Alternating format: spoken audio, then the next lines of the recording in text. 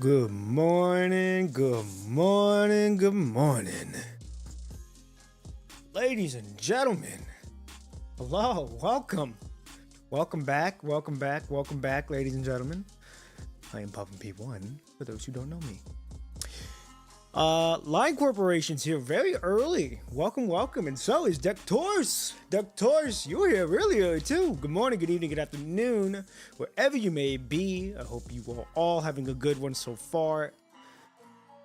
Welcome back to the stream. We are here to attempt to finish chapter 30 today. All right, it's gonna be a good stream. Always is a good stream in its own unique way. I'm super excited to be back. This weekend has been jam-packed. I shit you not, this entire 2 months has been jam-packed with content for me wise on the back end. Just because of everything that I'm getting set up for the future. And it's gonna be so fun when I can get it done. Danny! Good morning, good evening, good afternoon, wherever you may be. How are you? Hope you're having a good Tuesday. My Tuesday is going very, very well so far. Hit the gym early this morning. Made me my breakfast, so I got my breakfast in. I got food in my system. I got my water right here. I'm awake. I got me a good workout in, so my body's ready to roll. So yeah, I hope you're having a good one so far. I hope everyone's having a good one so far with being here. We're gonna be doing chapter 30. We're gonna be attempting to finish it. I don't know if we're gonna get it done, but we're gonna attempt to get it done today. So, super excited though. Super excited to be here. Super excited to be back.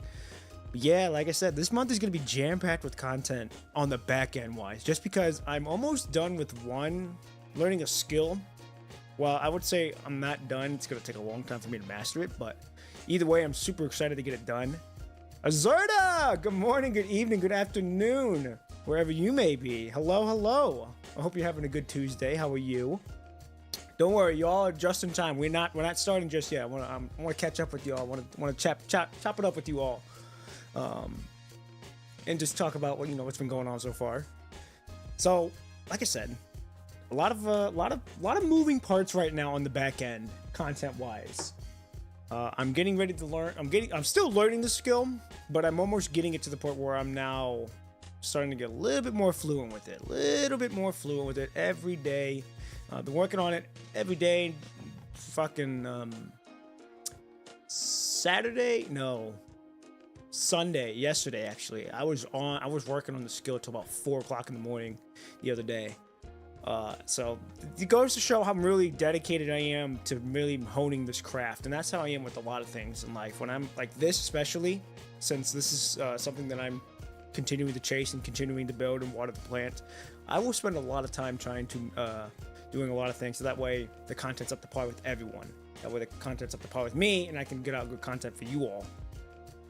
And then after that skill, it'll just continue. It'll just be repetition, consistency with it, and then I'll be working on another skill, which I should hopefully get started on it by next month. I gotta wait for something to come in for me to be able to do it, but when it's done, and you cannot wait, it'll take some time, but I can't wait for you all to see it. But yeah, that's basically everything that's been happening so far. Besides work, like I said on the post, that it starts next week. I don't know how it's gonna go.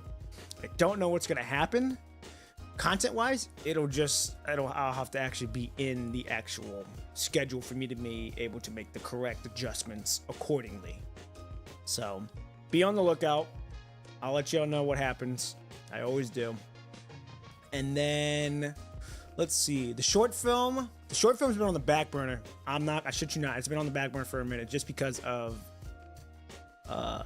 everything that I'm doing right now. So I need to get back on that. I will get back on that soon. This is right now, all my focus is on this one skill at the moment. However, I need to be able to deviate that so that way I can still get that video out. So don't you worry. But it's also a good thing because last chapter and this chapter kind of intertwine with each other, so it's not a terrible loss at the moment, which I can make it work.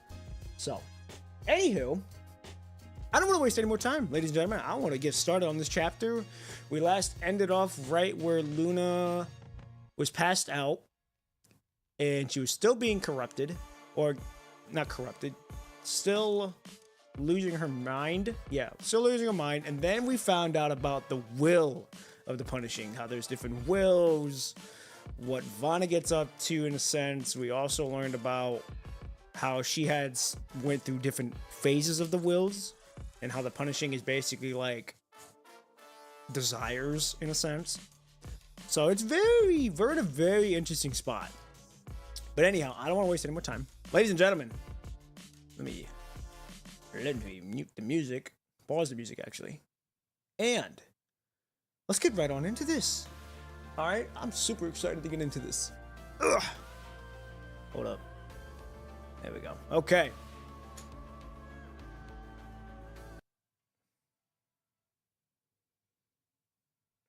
Oh no, that's not good. I'll have to fix that. Anyhow. All right, here we go, ladies and gentlemen. Episode 12. Time for more Agent Zero shenanigans? Yeah. Long boy, good morning, good evening, good afternoon, wherever you may be. Hope you're having a good one. How are you? Hope you're having a good Tuesday. You're just in time. We are literally getting ready to start episode 12, which is right now. All right, ladies and gentlemen, let's continue. Episode 12, Beyond the Boundary. Ooh, it is live D. Hell yeah. Ooh, fuck. At long last, Luna slowly opens her eyes. Moonlight cascades over her form, painting silver edges around the crimson stains. People rush together around the two, bombarding them with questions about the situation. Luna, I'm still waiting for an answer. Now, what kind of will are you standing by? Yet she continues to gaze up at the silent sky, stirring one from her deep reverie when all sounds fade to nothing. Now, I stand beside no one's will. My convictions or emotions belong to me alone. I simply yearn for a tangible future, using the desire to call forth those who would follow me. So, what kind of future do you envision? My answer to this question has never changed. I envision a future where all those dear to me are safe and sound. Well then, looks like our goals align. If shaping such a future means making adjustments to this world, if it requires me to bear more, then as you said, I'll take it as a price of fortune and carry it through the end. She's aura farming? Yeah. But that's a fine. I'll let her aura farm. We let her aura farm because, you know, she's one of the wifeys. It's alright. The Ascension Network is not set in stone. One day it will advance and initiate a new round of filtering. My wish has long since become something far beyond what I can achieve on my own. Now that I've reclaimed my power, I shall use it to declare war against the rules themselves. So, I'm assuming then, in other words, you're not for humanity, you're for yourself, but you will help destroy the Ascension Network. Can I assume that, for now, neither humans nor constructs are among your enemies? As long as they don't come after me. Hey, that's a win right there, ladies and gentlemen. That pose, Defo oral farming, yeah, yeah. She's just gazing up at the stars, not even looking at us while she's talking to us. And of course, we got another fucking bot and kick. As always, that's always gonna happen. Here we go. With a smile, Luna lowers her gaze from the moonlit sky. Well, it looks like everything's wrapped up nice and peaceful. Are we heading to the Inverhedo Tower in the clean zone next? Correct. God damn, she looked good. I must find Celine, who fell into the tower, to recover all my ancient privileges. Are you certain that you can enter that tower? Of course. Vonnegutt's information has confirmed my theory. And what exactly did it confirm? The tower itself was built on the premise that the punishing virus can be controlled, so it won't stand in the way of the agents. Okay, so the tower itself was built on the premise that the punishing virus can be controlled. I thought we knew that already.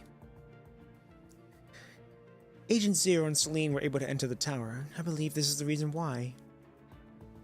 Alright. There will still be many innocent civilians in the clean zone who know nothing about this. Once we enter the clean zone, you will follow my lead on everything. I have no objections.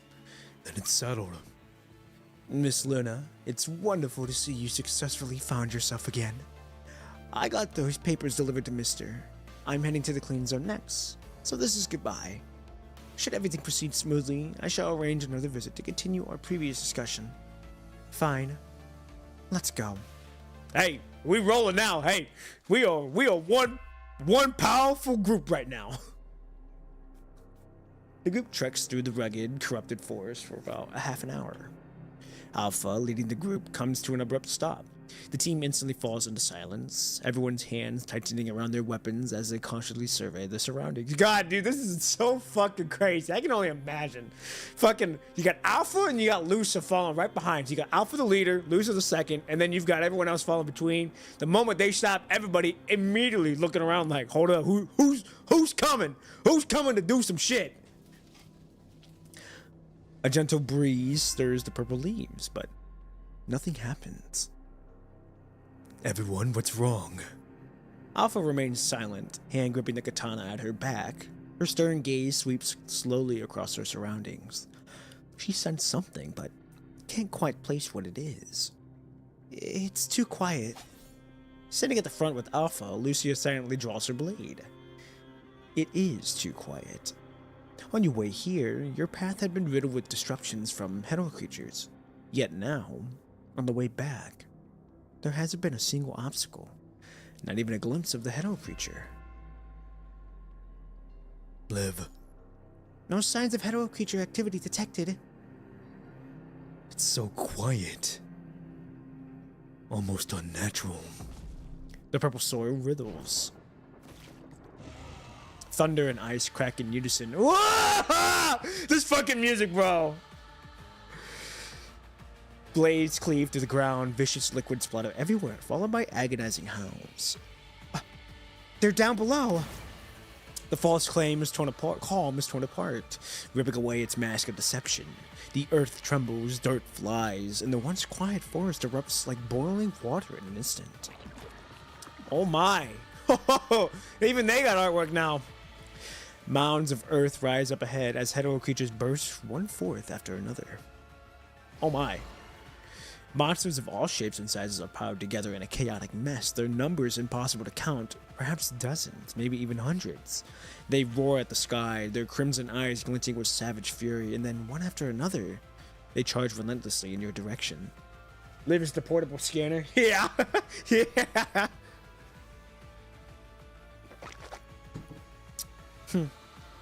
It's obvious to everyone that this is a predetermined trap. Had the group noticed it any later, and just taken a few more steps forward, you would have walked straight into the ambush of the hetero creatures lying in wait underground. Clearly, this strategy is beyond what hetero creatures could devise on their own. Controlling hetero creatures? Is this Kratos' contingency plan, or Vonnegut's doing? How troublesome. Luna steps to the front of the group, taking her place beside Alpha and Lucia. Whoa, God, bro! And they all got pigtails, which is fucking funny.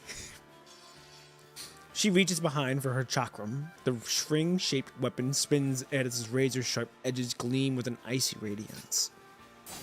Alpha sheathes her kotashi and grips the handle of her otashi. Oh wait, she's got two. Oh yeah, she does got two swords. One by one, indicator lights flicker to life along the scabbard as electricity coils around the blade, accompanied by low rumbles of thunder as she slowly draws her sword. Lucia attaches the ice thruster to her left arm, and a burst of frost rapidly chills the air. Moisture condenses into shimmering ice crystals, glistening in the sunlight. God, dude! Dude, if this was only a cutscene, this would be so hard. As the wave of creatures crashes into them, the hetero creatures at the front line instantly freeze, shatter, or burn to cinders. While chaos regenes at the front, smaller hetero creatures slip through the gaps and charge toward the rear front. Formation. The lead hetero wolf snarls, its jaws dripping with blood, only for a gun barrel to thrust into its maw. A flash of fire erupts, shattering its skull. Humming a playful tune, Roland pulls back his left hand and swings his chain blade to the upward with his right. slicing cleanly through the second hetero wolf's neck in one swift motion. Swin! Hello, good morning, good evening, good afternoon, wherever you may be. Hope you're having a good one so far. How are you? You're just in time. We just started this chapter about 3 minutes ago, I think.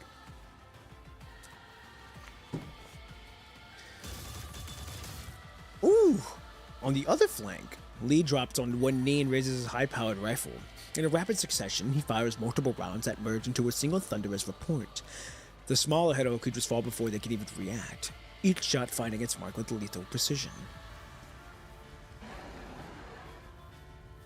The ground trembles as more hetero creatures emerge from all directions. We can't keep getting bogged down like this. Their exposed position in the open leaves them vulnerable to attacks from all sides.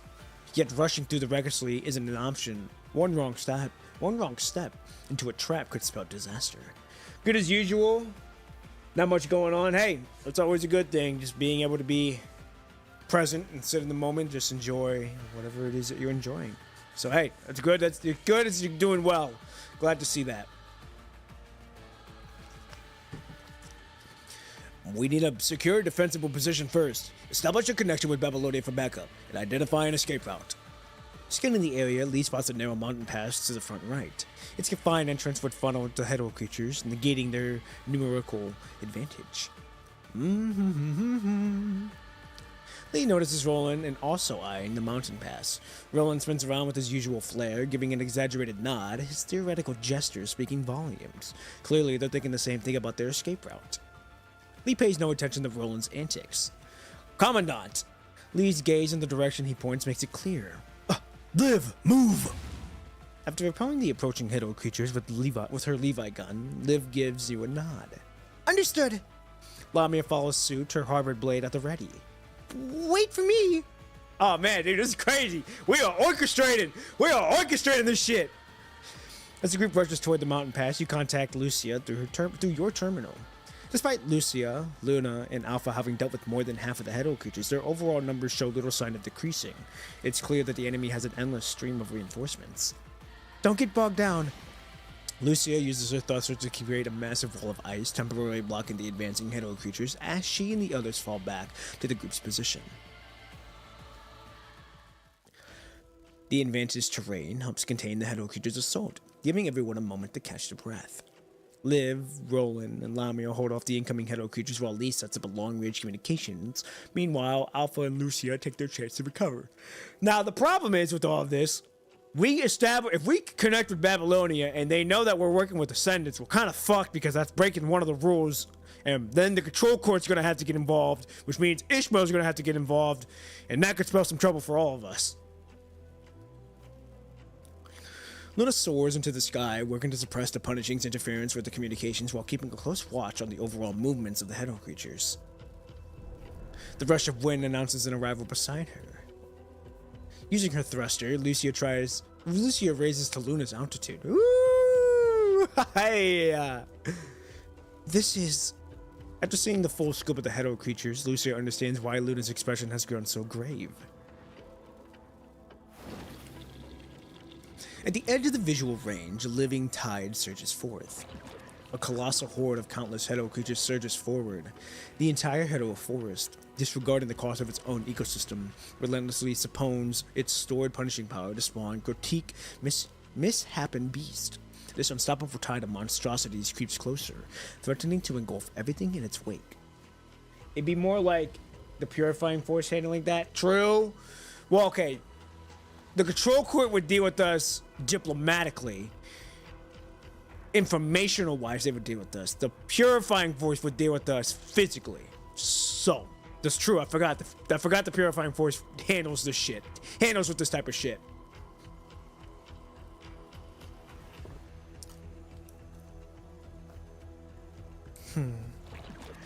As Luna surveys the surging horde, she senses something more. Every hetero creature, even as they charge forward, has its head raised skyward, countless eyes all fixed upon a single target. Her. I see what it is. Lucia turns to Luna, their eyes meet and Luna gives a slight nod. They descend to the ground level to brief the others about the advancing hetero creature's horde. Probably everyone will be on our ass if we don't pull some strings with high commands. Yeah, we're gonna have to really kiss ass with Hazen, even though I don't like to kiss ass like that. We're gonna have to play nice with Hazen and Nikolai to be like, hey, we need this under wraps if we can.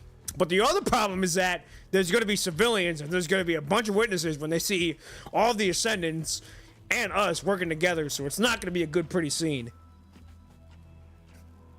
Hetero creatures aren't particularly dangerous. They lack true intelligence as they have no concept of teamwork, no matter how many there are.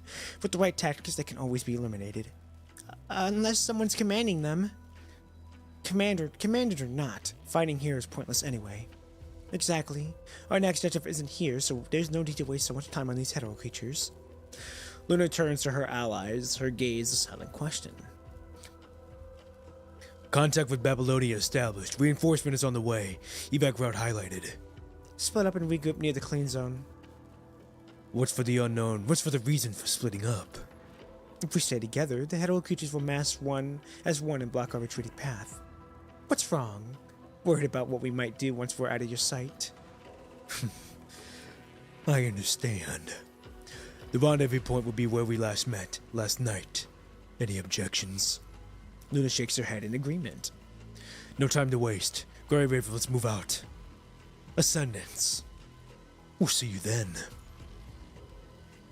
As Grey Raven departs, Luna remains motionless, her downcast gaze betraying the deep thoughts. Miss Luna, what should we do now? We don't have any other choice, though. True. We're just gonna have to pray for a good outcome. Or so go around and lose them. These hetero creatures are after me.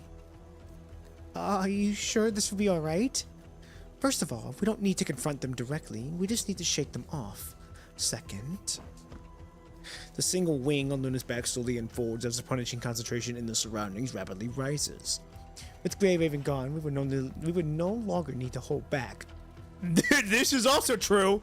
They don't need to hold back. All they were doing was suppressing their punishing concentration levels so that we don't get infected. But now that we're gone, they can technically go all out now. Roland. The route is all planned out. I guarantee these little pups chasing us will be running in circles.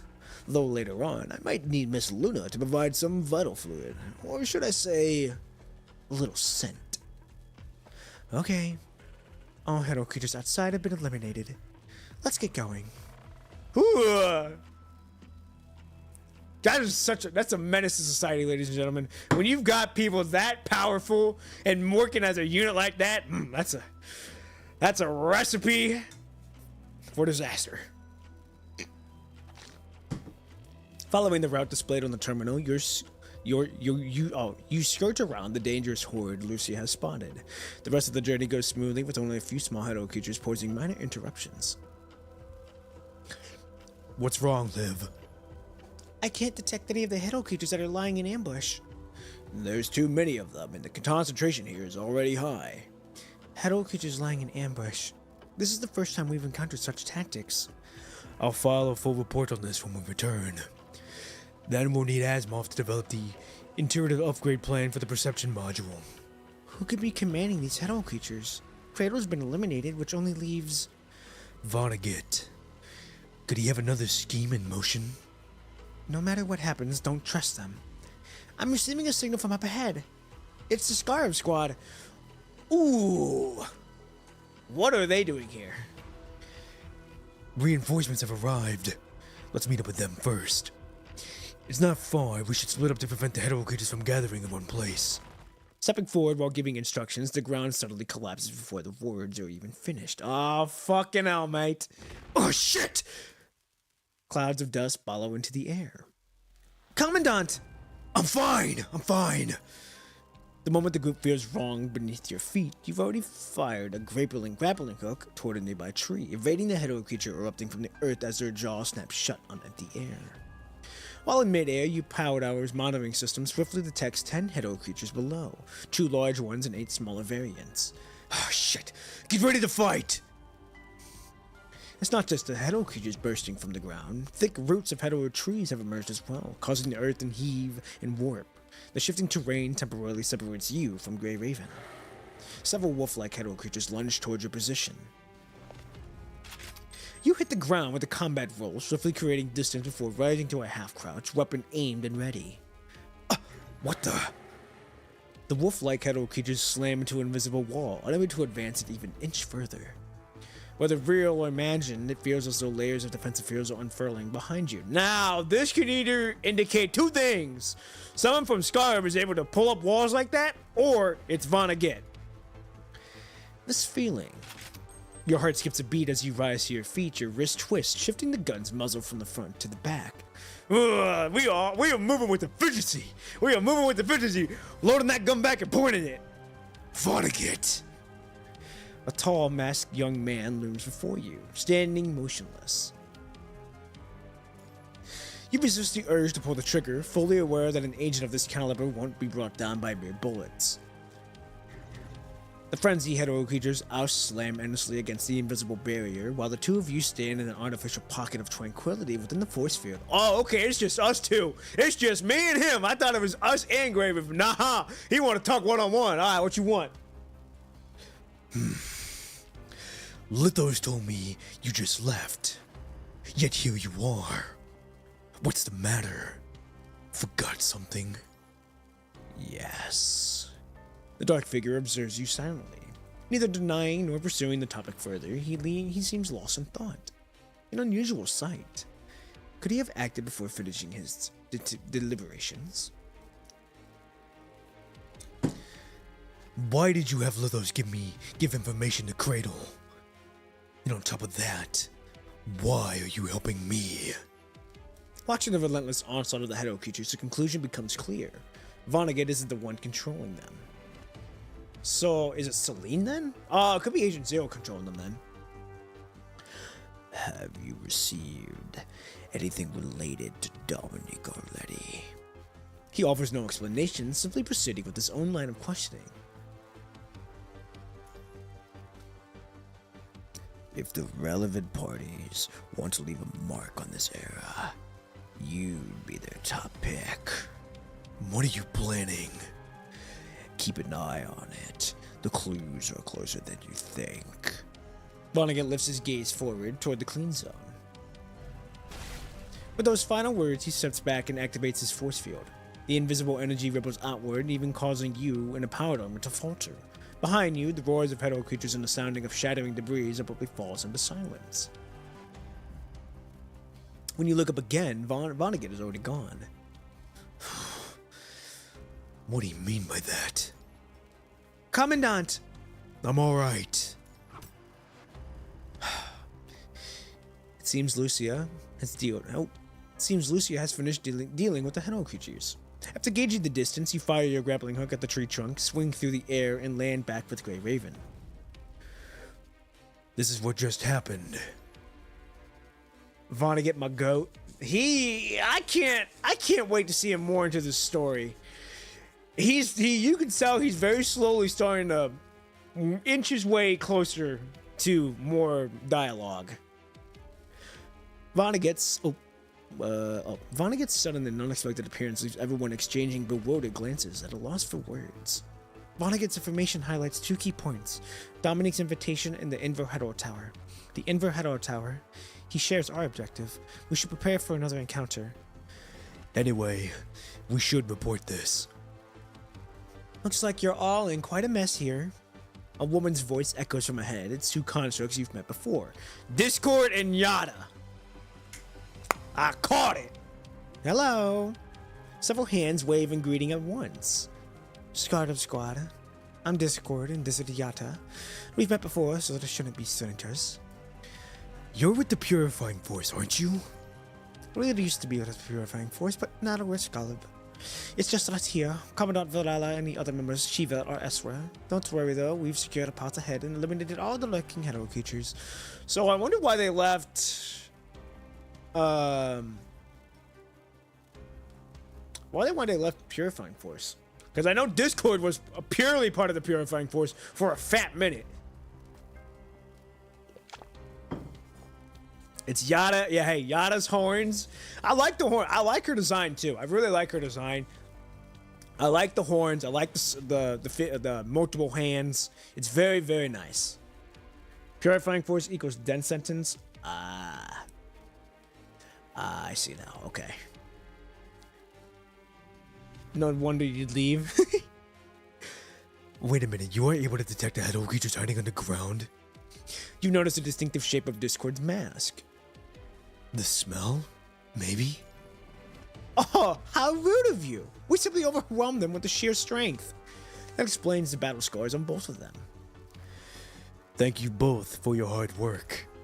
Let's head back to the clean zone. I'm JK, I don't know, but yeah, Purifying Force is a nest. I wonder why, though, why they leave.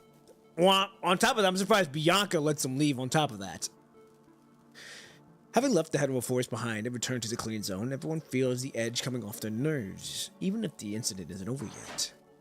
After removing the battle-worn armor, you glance around uncertainly, wondering who to hand it to until your eyes settle on Discord. She was the one who handled your first armor deployment, after all. Leave it to me.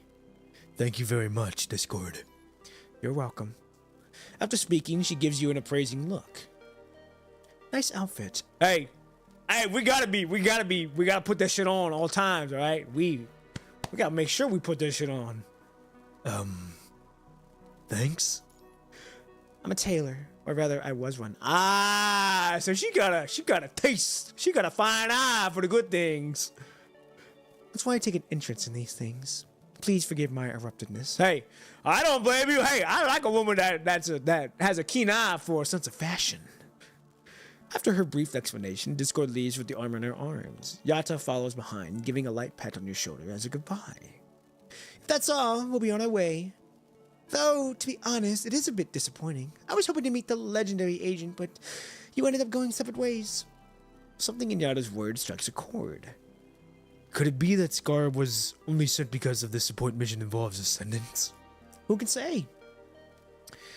Even now, you still don't trust me? Oh, of course. I'm not doubting you. I'm worried that some people need you to be questioned. Whether you did it or not doesn't matter to them. It's just like they don't care whether the future gets better. So then whose side are you on? The side that keeps you from being convicted in baseless rumors. With a shrug and a smile, Yata jogs up to catch with Discord ahead. Okay. Might be a bit more difficult than a regular squad to leave because of probably all the secret things, but it should be possible, yeah. True. But then again, I know Bianca does deal with Ascendants and very, very highly rogue dudes. So it is up to debate. Meanwhile, Grey Raven has finished regrouping and Lucia has already reported all the key details of the operation. Commandant, we received word that Luna has arrived on the designated location. Oh fuck, we're late. God damn it, well now they're gonna make fun of us that we're late. Alright. I'm ready as well. Let's go. Okay, never mind, we're not gonna be late. Alright, here we go. Episode 13, Knocking on the Door. A chance to revive past lives before her. If only ever possible. Here we go. As the night sky fades, the first rays of dawn peek over the horizon.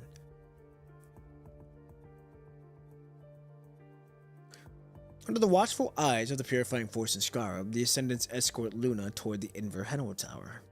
Ah, okay, so we knew the Purifying Force would be here. That means, oh, what the hell is that one guy that was with us in New Oakley? Leon, I think Leon was his name?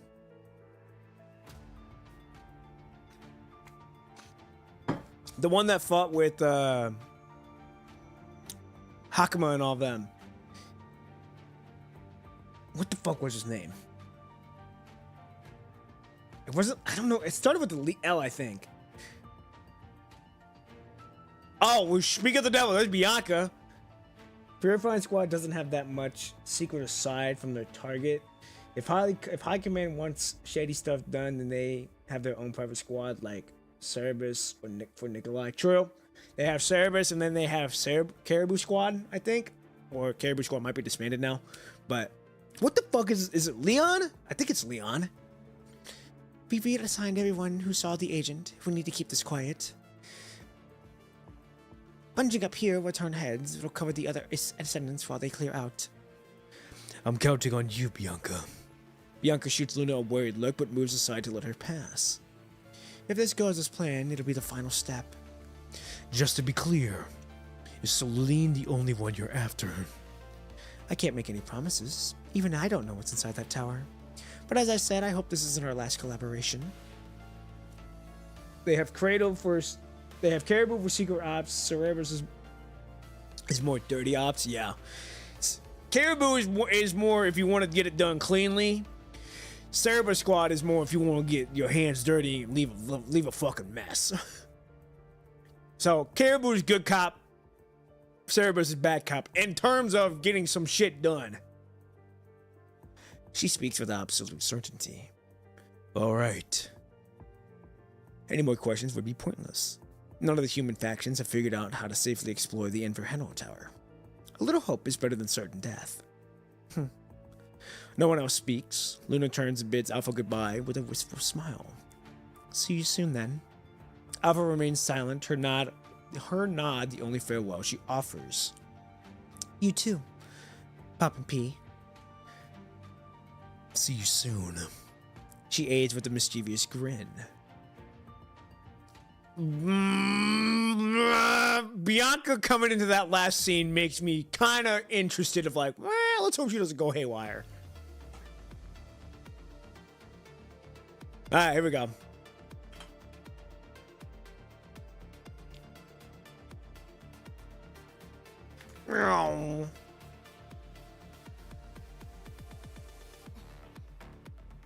Hey! What the fuck? This was all part of her plan. Get rid of the obstacles first.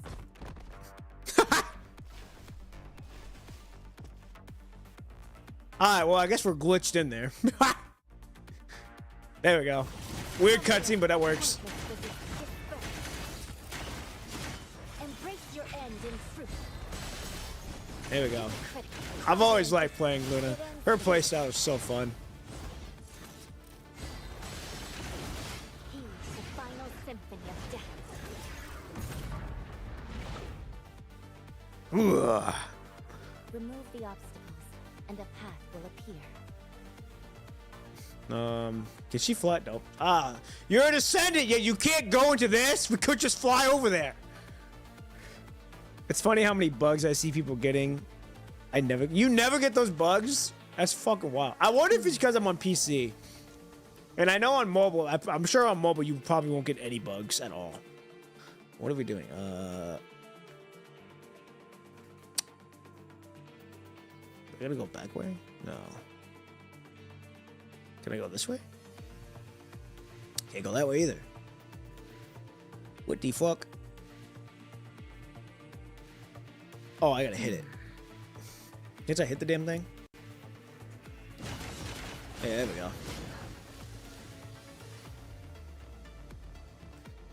Now I'm on PC as well, and I don't remember this bug. What the fuck? That's wild.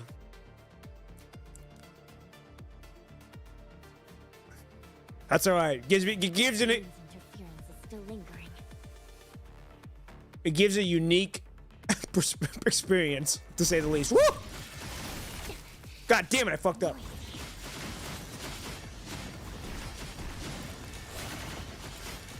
I really like Luna's gameplay. It's so fun.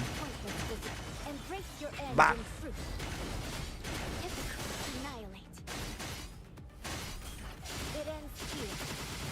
Hey! I should hurry up. Alright, let's roll.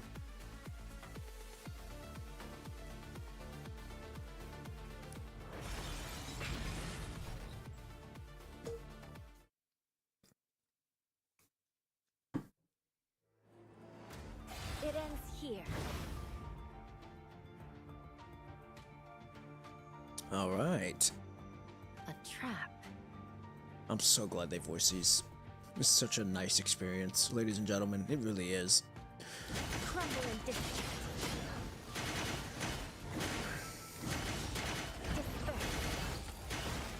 Crumble and dissipate. Embrace your end in fruit. Open it. Oh, and these cutscenes are so clean. They really are. They're so clean. Oh, I can't wait to get to the other chapters and see what they're going to look like.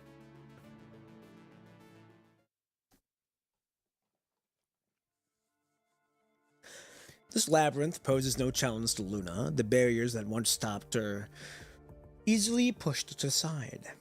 I mentioned that there's some secret interaction point in one of these levels. Oh, oops, well then I probably missed it then. Just as Vonnegut said, this tower has no obstacles for agents. As Luna touches the incomplete gate, she senses the dormant punishing from within, flowing background through time. Could the punishing from the past become a channel for communication if information were entrusted to the gate's punishing? But humans were the only one who first controlled this tower. They can't read punishing signals, and the only frame that can be, and the only one frame can be immune to punishing. Even walking in this tower is a struggle. How did humans ever control it? Could it be related to that frame structure? Luna recalls her conversation with Vonnegut once again. He used to be guarded and vague, now she understands his caution, having seen Cradle's ability to read memories. She closes her eyes, trying to read the flow of punishing signals, but they're all blocked. The source of the blockade. The top of the tower? As Luna orients herself, she senses an anti-punishing core at the highest level, continuously suppressing the tower's original function. This core must be maintaining the clean zone. If she goes any higher, the power enhancing Luna's frame will start to fade. Ladies and gentlemen, I hope you are all having a good time reading or enjoying this so far. To the 8 people watching and to the 1 person on Kick, welcome, welcome. I hope you guys are enjoying so far. If she goes any, we already had the part. But Celine is there, and so is her goal. No matter what, she'll reclaim what's hers. She hesitates no longer and strides towards her destination. Just as she's about to move forward, she notices a phantom made of punishing beside the incomplete gate. Ethereal orchids bloom amidst the Chrism's cascade, a clear sign of Celine's influence. Since the Ascension Network's refiltering stripped away their freedom, Celine's voice has grown louder, using her stolen power to show Luna supposed visions of the future the network sees. Okay. Wasn't aren't the orchids like her favorite flower or something? If I remember right. Celine sees it as either a test or an inevitable fate of those who defy their mission. She insists that without embracing hatred, they'll all die in the future, leaving Luna alone to suffer. In those visions, she always sees the snow orchids from her home. Ooh. This is a crazy scene, ladies and gentlemen. The white flower thingy? Yeah. Long ago, these were Luna's favorite flowers. Alright, there we go. Answer my question already. The memory of watching them sway by the window holds a special place in her heart. The sound of rustling curtains, the warmth of the sun, her sister's call. These were her earliest memories. After becoming an agent, Luna often searched the ruins for these flowers, but the results always matched Celine's visions. They were just greenhouse flowers, nurtured by her mother and sister, like she was. Without them, everything faded away, leaving no trace.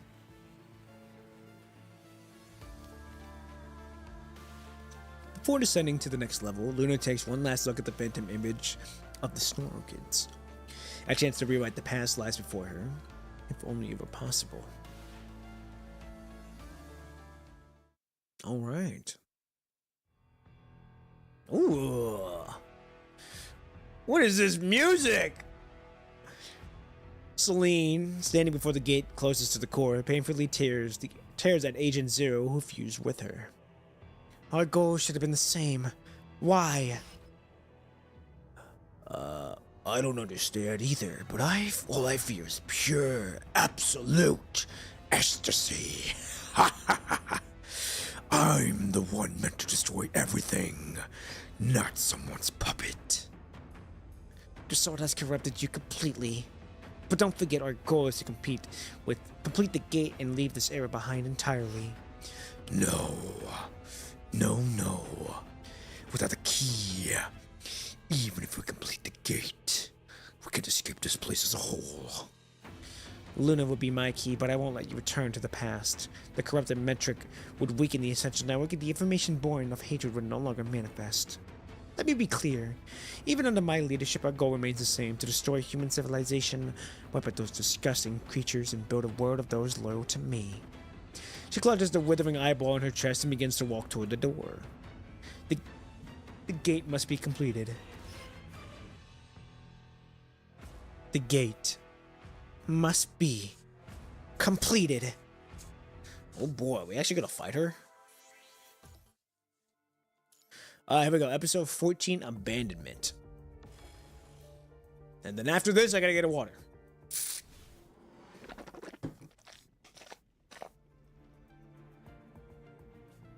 And now, the rift is closed.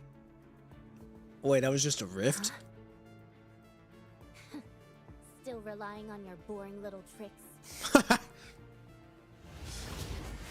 Ooh, Crumble and that's new. embrace your end in truth.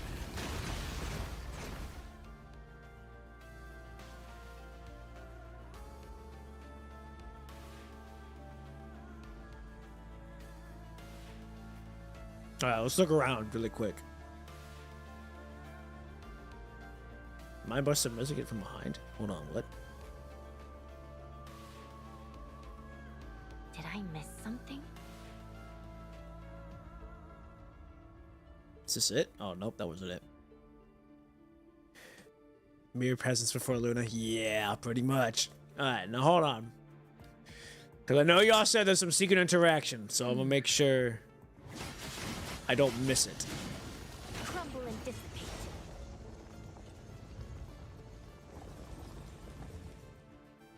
Alright, let's look.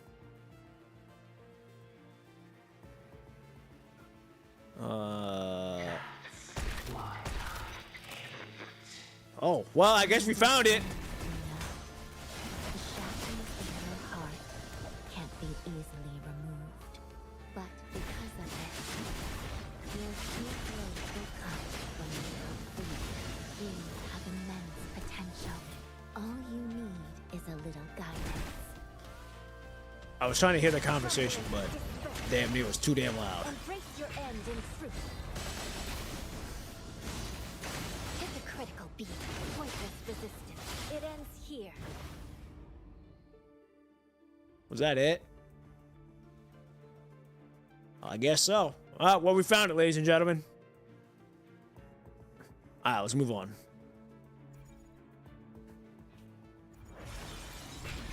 At last, the refiltering process is about to begin. Who's that? Is that Lilith? Lilith? Or is that Cradle?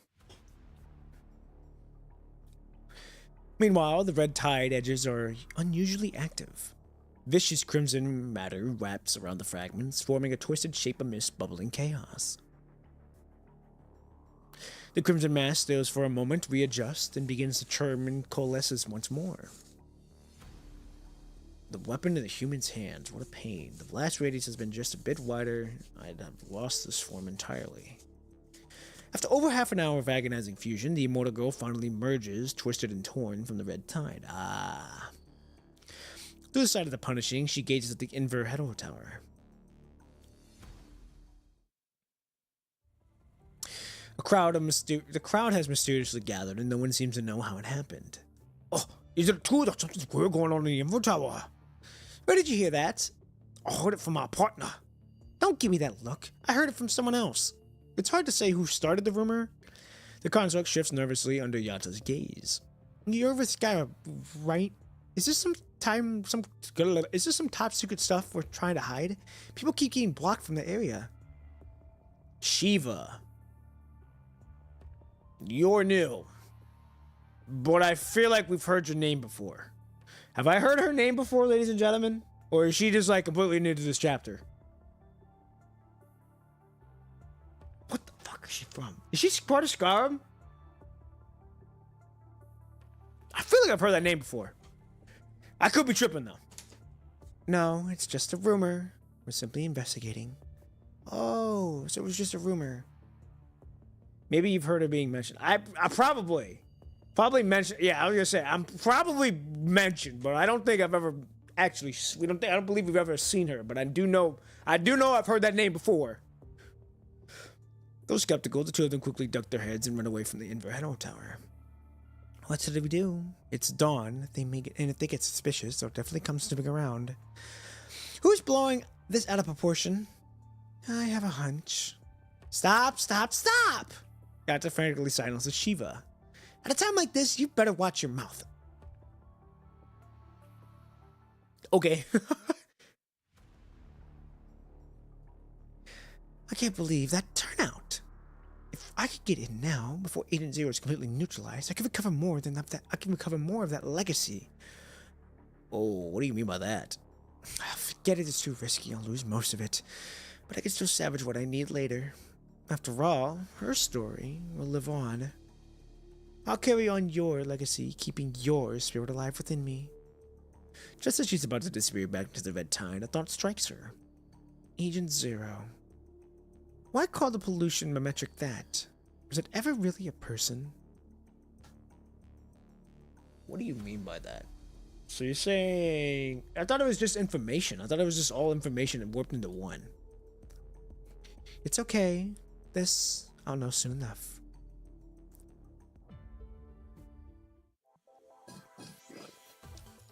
Oh, we were able to collect all of Celine's memory shards. Nice. Oh, is this our boss fight? No, it can't be. I am Omega. Ooh, okay, interesting. All right, I'm gonna go give me my water really quick. Then we continue on. We will finish this chapter, this stream, and then we will figure out where we want to go from there. Because I know that there are two options we could do. We could either do the floating records, or we can do the main story. Now, I've heard that we got to do the floating records first. But we'll decide whenever we get done with this chapter when it comes to it. So I will be right back. Make sure you go all get some water in you, get some food in you, and I'll be right back.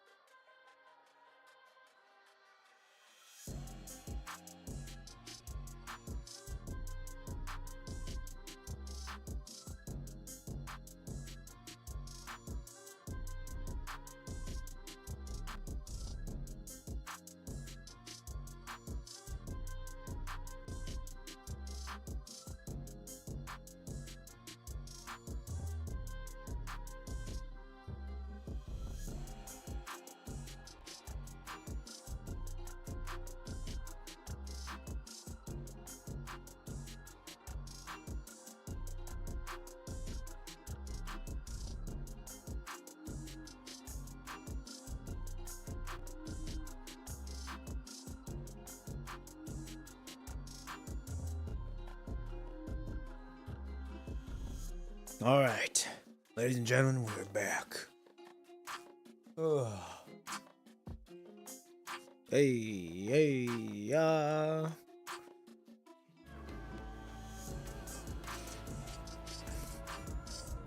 right. I think we're safe to continue the main story if you want. I don't think floating records info will be needed / relevant in these upcoming chapters. Okay. I mean, we will see when we get there. Because I know floating records are basically a different time zone, different time frame from different places happening. But I do know that we need to get it done. Okay. All right, ladies and gentlemen, let us continue on. We are almost done with this chapter. We should be able to finish up on these next, maybe half an hour. Hopefully, maybe we'll see. So, all right, here we go. Episode 15, Body and Shadow. As Luna approaches the top level, the gate, activated by the combined power of Selene and Agent Zero, reveals a dark tunnel stretching into the depths. One more step and she can leap into another timeline. Oh my. Yet the fallen form continues to struggle against control.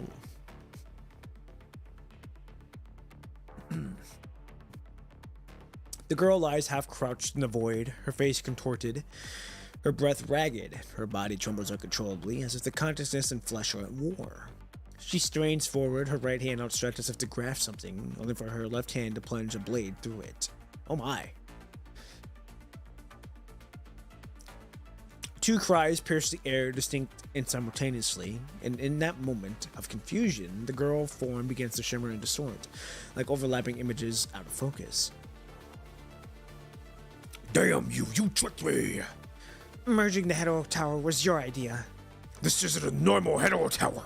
Something's wrong here, can't you feel it? We're losing power. Isn't this exactly what you wanted? You chose this place to merge with the Ascension Network and distort Earth's civilization, while there's still time. As soon as the words leave her lips, the girl twists the blade into her left hand, inflicting excruciating pain on both consciousness within the vessel. Yet your actions tell a different story. Time and time again, you resisted to transfer the power, even willing to risk mutual destruction to break free of our bond. You refusing to fulfill your duty. Beneath Selene's calm exterior, storm rages. Pain is a mere ripple on the surface of a still pond. She barely registers it. Just as Selene is about to strike again, they sense a presence of the horizon. Luna approaching the tower's peak. Seeing this, Selene's tone grows even colder. Final offer. Surrender your trait and return your consciousness to the Ascension Network. You won't dare. Agent Zero, though defiant, grows weaker. The screams fade as Selene reasserts control. Gradually, her convulsions subside. Agent Zero. Luna.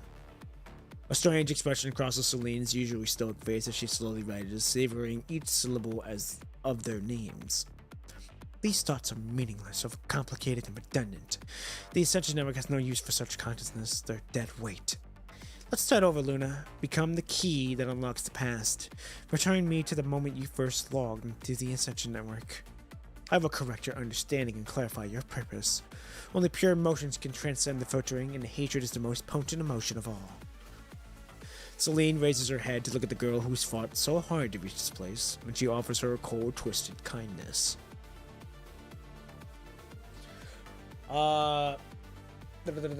Yes, floating record is really good. Yeah, but it's also good. It's also good rid them out of the way now instead of accumulating. True. Not saying this so he doesn't catch up to me as well. Hey, I know. We haven't seen Carefree Dot in a minute because I also know I'm like right behind him. I am like damn near right behind him, so I don't blame him for him not being here because I know he's reading the story on top of that. I'm just concerned about him wanting to finish Lucius chapter first before doing DMC starting floating record story. It'll take a while. This is true. I know floating records will take a minute. But I also know I gotta try to get the DMC story done and Luna's story on top of her coding story within 40 days. So I don't know how that's gonna work. I don't know what's gonna happen. Whole lot of shit to do, not a whole lot of time. Here we go. The Ascension Network was designed for hatred and vengeance. You should know that all living humans are inherently treacherous and despicable. That's interesting that it was designed for hatred and vengeance. Yet, there are different wills in the Ascension Network. Come, Luna. When you awaken, the world will hear you cry of rage. Oh boy, that means we're fighting here. Alright, ladies and gentlemen, we are doing a boss fight. Either pseudo-boss fight or boss fight, one of the two. Holy shit! Whoa.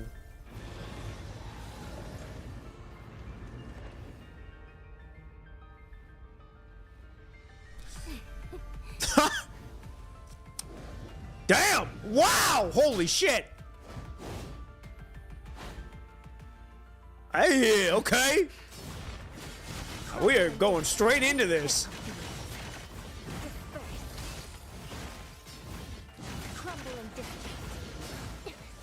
So we got two chocolate forms here. Embrace your end in fruit. Hypocritical beings. It ends here. Oof. He's the final symphony of death. Bop! Get out of here. Illusion. Fraud. Rust. Oh, we can't parry that? Thought we could parry that. Crumble and dissipate. Crumble and dissipate. Disperse. Ooh, cutscene?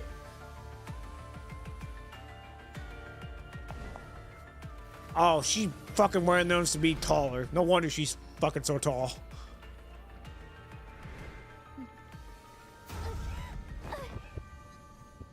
Oh! What is happening?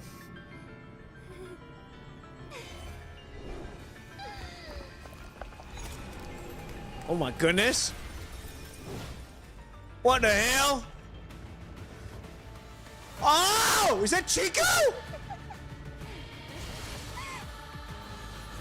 No, it can't be.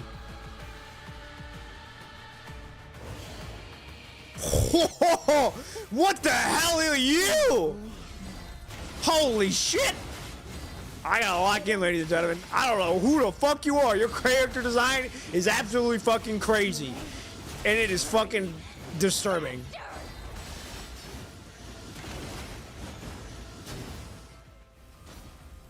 Annihilate. It ends here. Point these the final symphony of death. Get out of here. Bop.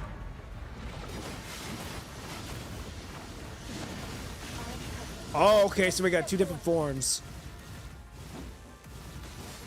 Okay, so we got two different forms we're dealing with here. We got Agent Zero on top of still dealing with Selene. We got two different bosses we're dealing with fighting here. Embrace your end in fruit.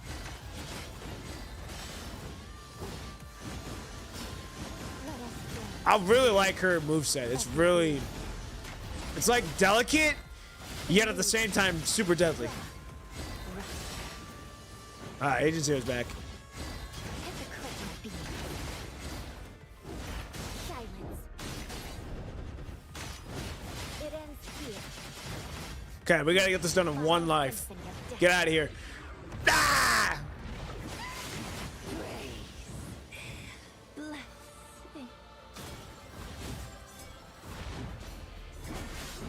We can't fucking parry that? Pointless resistance. We can parry that. That's fucking ass. Alright, we got one life. Let's do it. Oh! is interminable. Oh no, that was not fun. Crumble. Embrace your end in fruit. Come on. Woo! Shit! Hold on, let me lock in now. Silence. It ends here. 10 life, come on. You're right fucking there. Watch the moves, watch the moves, watch the moves, watch the moves. Together. This should kill, this should kill. Get out of here! Hell yeah! Hey!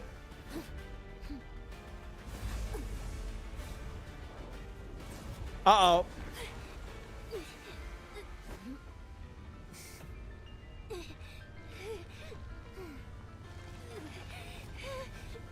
Come on, Luna! Come on, you got it.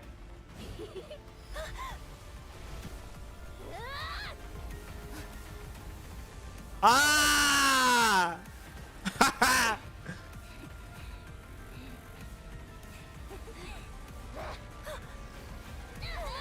Uh-oh. Oh, there they go. Huh.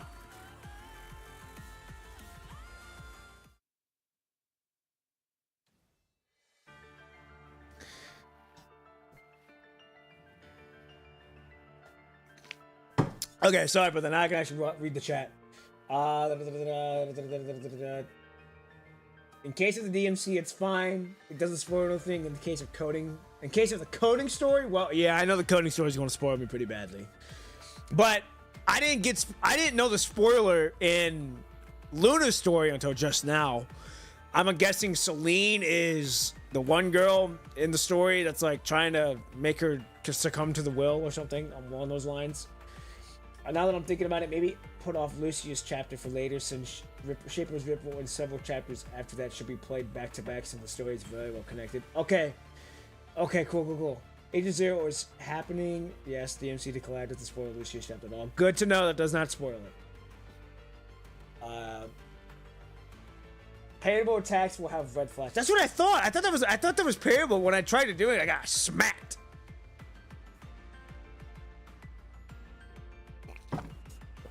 There we go.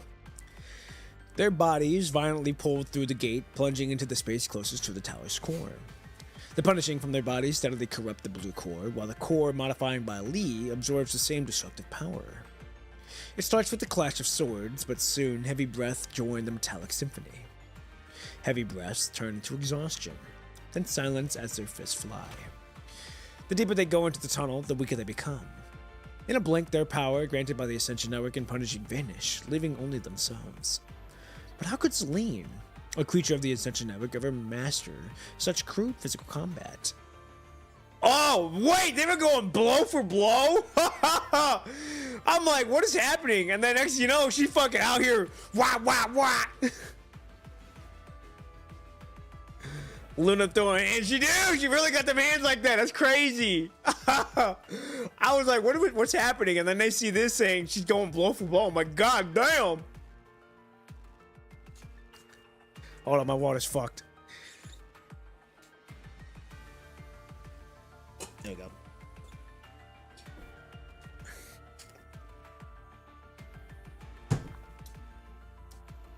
How? Despite being evenly matched, Celine is constantly on the defensive. She can't even finish a sentence before Luna interrupts her with a strike. Yeah, she's doing the ground and pound! The spiked line corridor becomes Luna's weapon as she discards her powers, fighting with only her body. Finally, amidst her own screams, Celine is violently pinned to the ground by Luna. Yeah, so vile, impure, but... Celine's eyes widen, searching for answers. Her gaze flickers over Luna's face, finally setting on her eyes. Is it hatred? Do you understand now? I was right. You. Celine's voice grows increasingly frantic by a mix of shocking and joy tinged with disbelief. But Luna's response quickly dampened Celine's excitement. Emotions are never simple or pure, nor are motives. Discarding emotion doesn't make us better or wiser. No. You should know how despicable those survivors are. You follow the Ascension Network's will. This is the only right path. Filtering is the future. Embrace it. You and Agent Zero have both lost your ways. Why won't you finish the job? What's corrupted you? Why cling to this hopelessness? Attachment. Gripping the tunnel's spikes, she faces not just Celine, but the countless dead behind her, and ultimately, her past self. Aren't you just the same? Hating this world because there's something you just cannot forsake? You. Before Celine can protest, Luna's blade slices through her. You'll regret this. future of Ascension Network has planned is inevitable. Oh my, cutscene. God, we're getting so many cutscenes. I'm all here for it though. Ooh, music go crazy.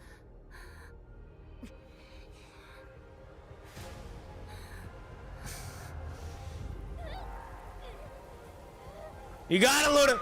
Oh, whoa! Holy shit! Come on, fight it! You gotta fight it! Become one with it!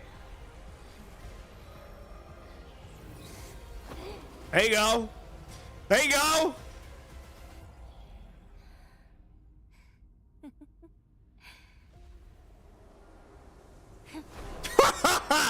Hell yeah, she back!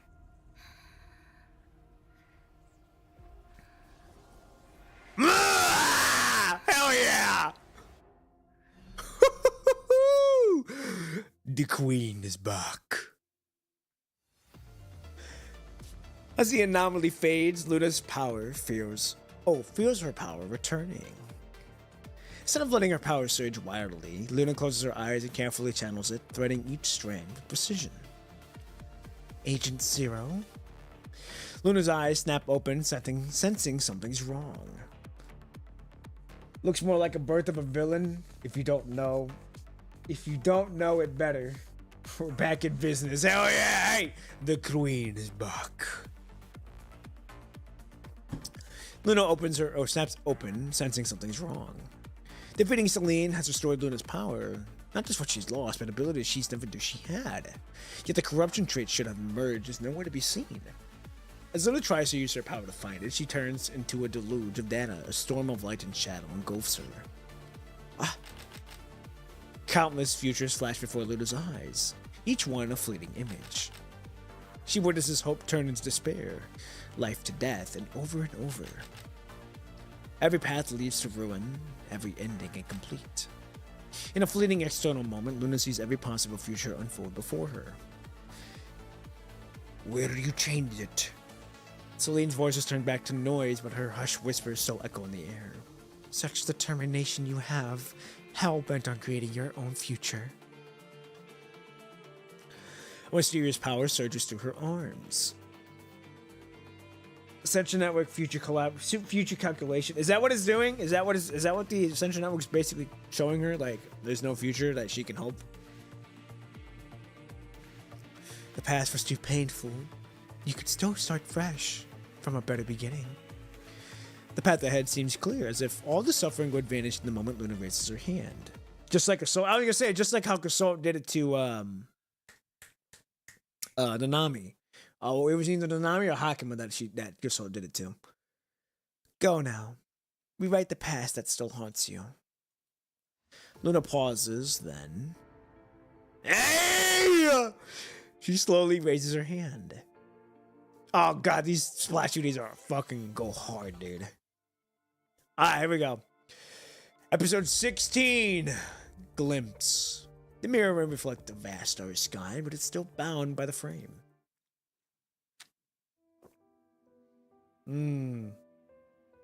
Got the music setting the tone. As Luna emerges from the tower, even the gentle sunlight blinds her. She squints and sees a blurry figure. You stand in silence. Just as Luna opens her mouth to speak, you raise a hand to silence her and tap your earpiece.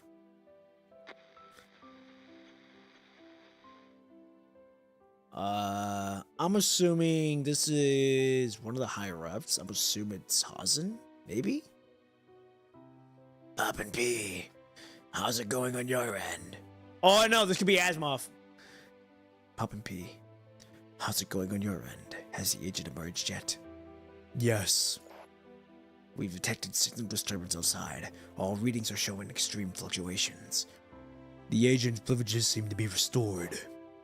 Have you decided on our contingency plan? I suggest we continue our cooperation and see how things play out.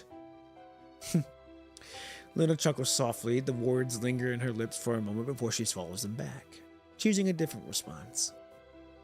I agree. Thank you. Decision making is a key skill for a commandant. The tension eases, you remove the earpiece and turn it off. So, Luna, what's the status of the Inverhedo Tower? I've only stabilized the core. The damage caused by Selene and Agent Zero is permanent. The clean zone can't fully be restored. Luna falls silent, deep in thought, then she looks up with a serious expression. There's one more thing.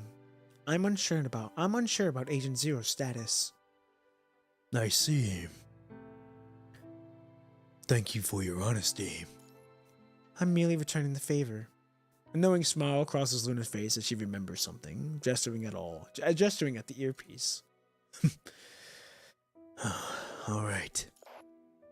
This cooperation has been productive. Your clean zone is secure, and I've achieved my goals. Though our positions differ, we'll inevitably face shared challenges. Consider today a predicament for future cooperation. When our interests align, you may still call my assistance. But Luna pauses, her tone hardening. I, and the ascendants under my command, trust only Poppin' P. Hey!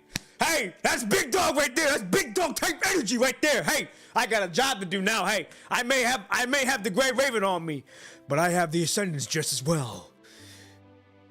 Though they trust me, I will return that trust back. What's wrong? Surprised by my attitude? No, not surprising at all. I understand the significance of your actions, but... But what? Your tone is off. Are you reading from a script? Perhaps I should rephrase. Our cooperation was unpleasant, and 2 died. Wait, hold on, who died? Our cooperation was unpleasant and 2 died. Is she talking about Selene? Who's she talking about? 2 died. I don't know who died.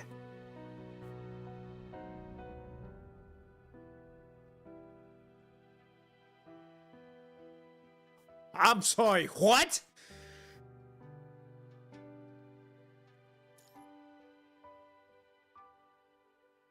Oh, is this? Hold on. Hold on, Big Brain gotta go in overdrive real quick. Okay, ladies and gentlemen, now this could be an alternate timeline that she's seeing that she doesn't want to see.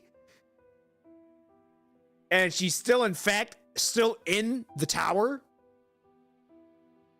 That's what I'm gonna go off of, because ain't no way we fucking dead like that.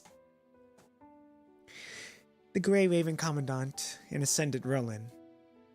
As the words fades, your eyes lock. After a long moment, you both look away, trying to hide. The faint smile is playing on your lips. I'm sorry, what? This is not... Okay, so this is not her being in the Infinite Tower. This is not her being in the Infinite Tower. This is real shit. Regardless, I should thank you on behalf of the Clean Zone residents. We both get what we wanted, and besides, you know I don't care about such things. Luna's face remains impassive, but the single wing on her back twitches slightly. When we meet again, don't fall behind. Luna's words are carried away by a sudden violent wind. The world comes back into focus. She has vanished. I'm sorry, what?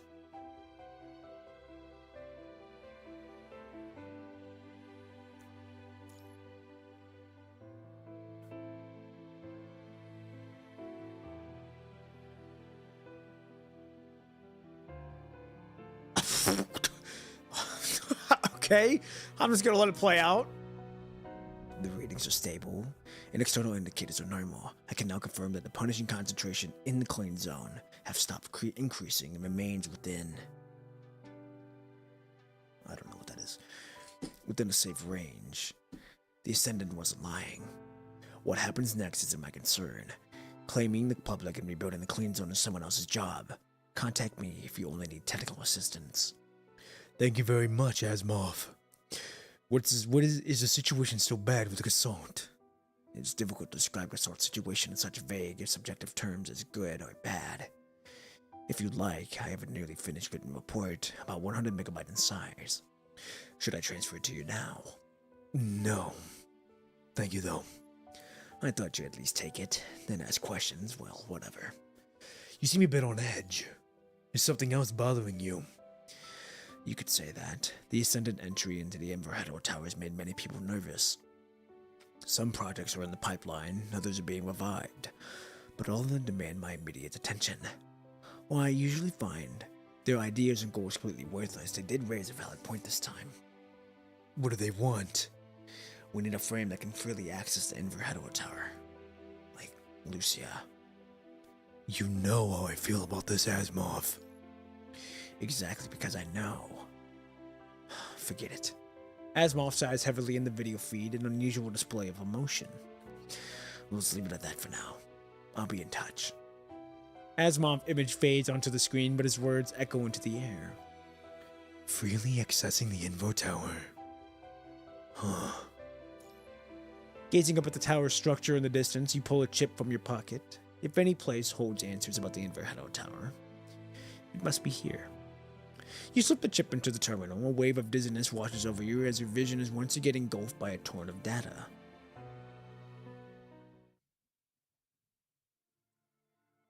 What's today's date? A familiar voice rings out, different from their first encounter, less emotional, more distant. This is what's left of that invitation. After the offer from Dominic was rejected, the phantom of the data space vanished completely.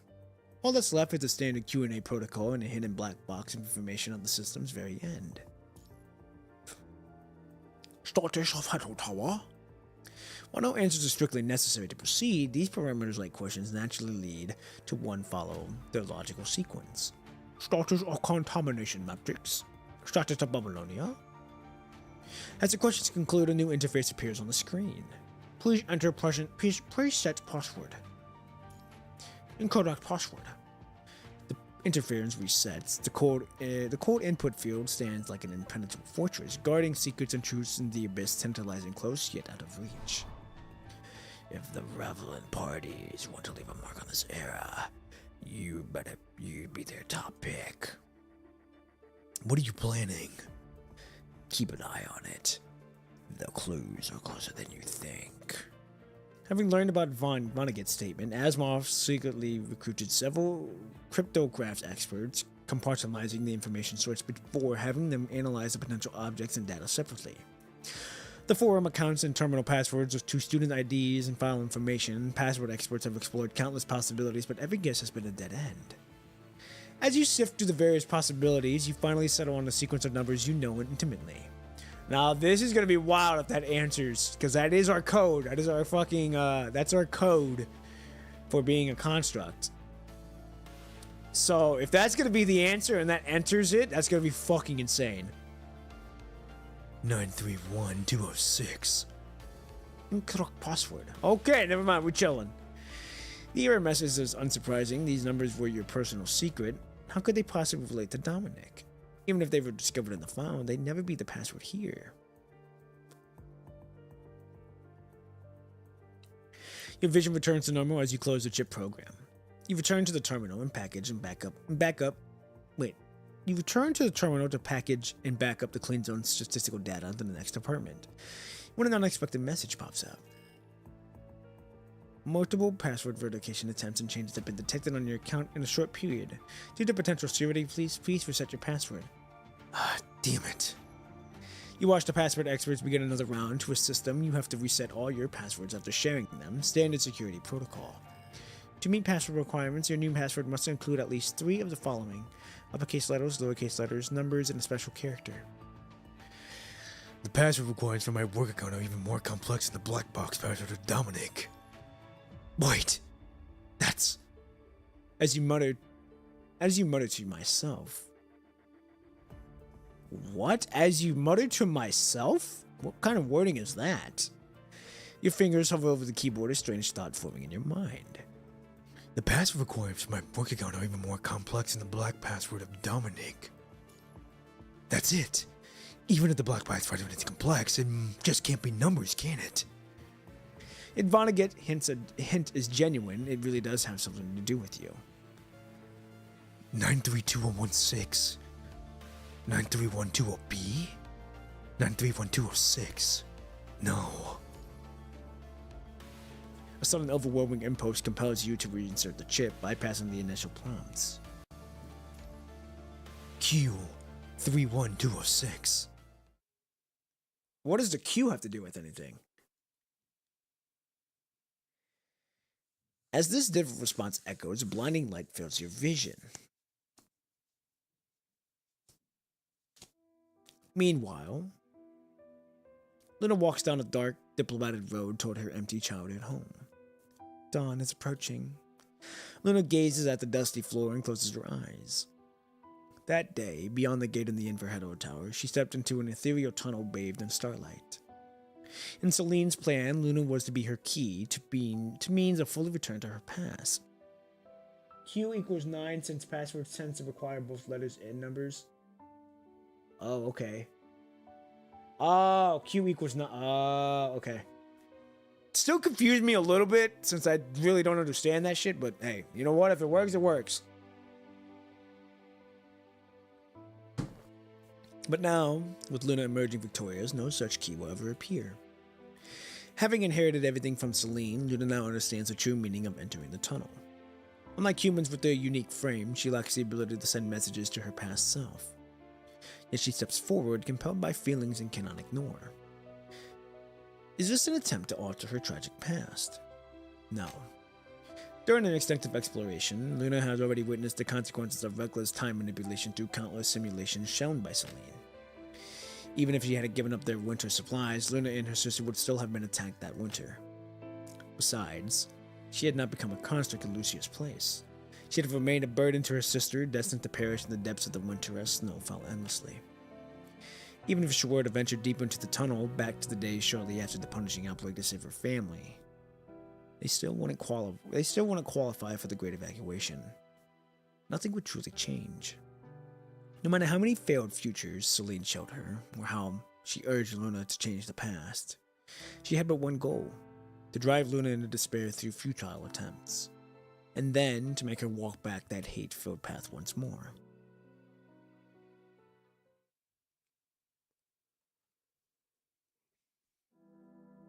Dim moonlight blankets the deserted streets. She returns to the same place as the present, her body stripped bare, arriving on the 16th day after the punishing outbreak. She returns to the same place as the present. Okay. This brief journey isn't to change the past, but to see someone she hasn't seen in a very long time. Many townspeople have already fled, having heard the news from afar. Others remain behind closed doors, gripped by fear. All the better, only the moonlight witnesses her arrival. Gazing out the pitch-black window, Luna's expression shifts between joy and sorrow. It's late, and her mother is at home. By the time the consequences of her unauthorized intrusion catches up with her, she may not even have the chance to see her mother, only to gaze at her from afar, separated by an insoluble distance. Even a glimpse from afar would be enough. A small comfort she allows herself. She longs to see that figure who, after such a long separation, has begun to fade from her memory. Suddenly, a light softly illuminates the house, and Luna glimpses a silhouette raising to the window. She's traveling back to the past just to see her family one last time. Okay. I was like, what is she? I'm like, I thought she couldn't change the past, so she's just seeing her family. That's tough. Hey, nothing wrong with that. Soon after, the hallway light flickers on, and Luna watches the figure pause in front of what was once her room. The figure raises a hand, lowers it, and then repeats this several times before finally resting it gently on the door. She takes a deep, involuntary breath. Emotions are data, they have no off switch. No way to be blocked out. Time to go. Luna tells herself, but as she raises to leave, the phone booth shudders and the receiver clatters to the floor. Each soft tone seems to be both a plea and a question.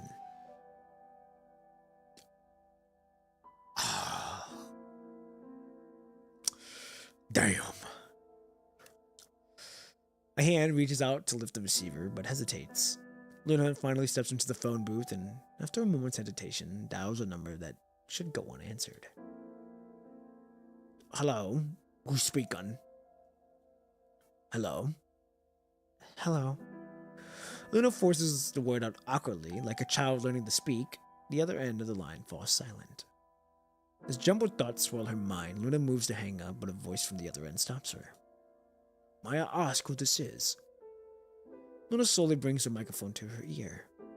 I am Luna's friend. What?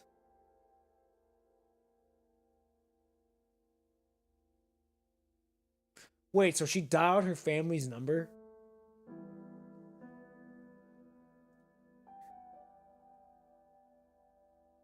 Oh, she dialed her family number to hear her mother's voice. That's tough. That's so sad. God damn it! That's so sad. Luna, oh, she's asleep. Would you like me to wake her, or is there something else I can help you with? The voice on the other end sounds weary, but more than that, concerned. With all the chaos outside and the communications being down for days, I didn't know the lines were working again until your call. Are you and your family safe? They're doing well now. I'm okay too.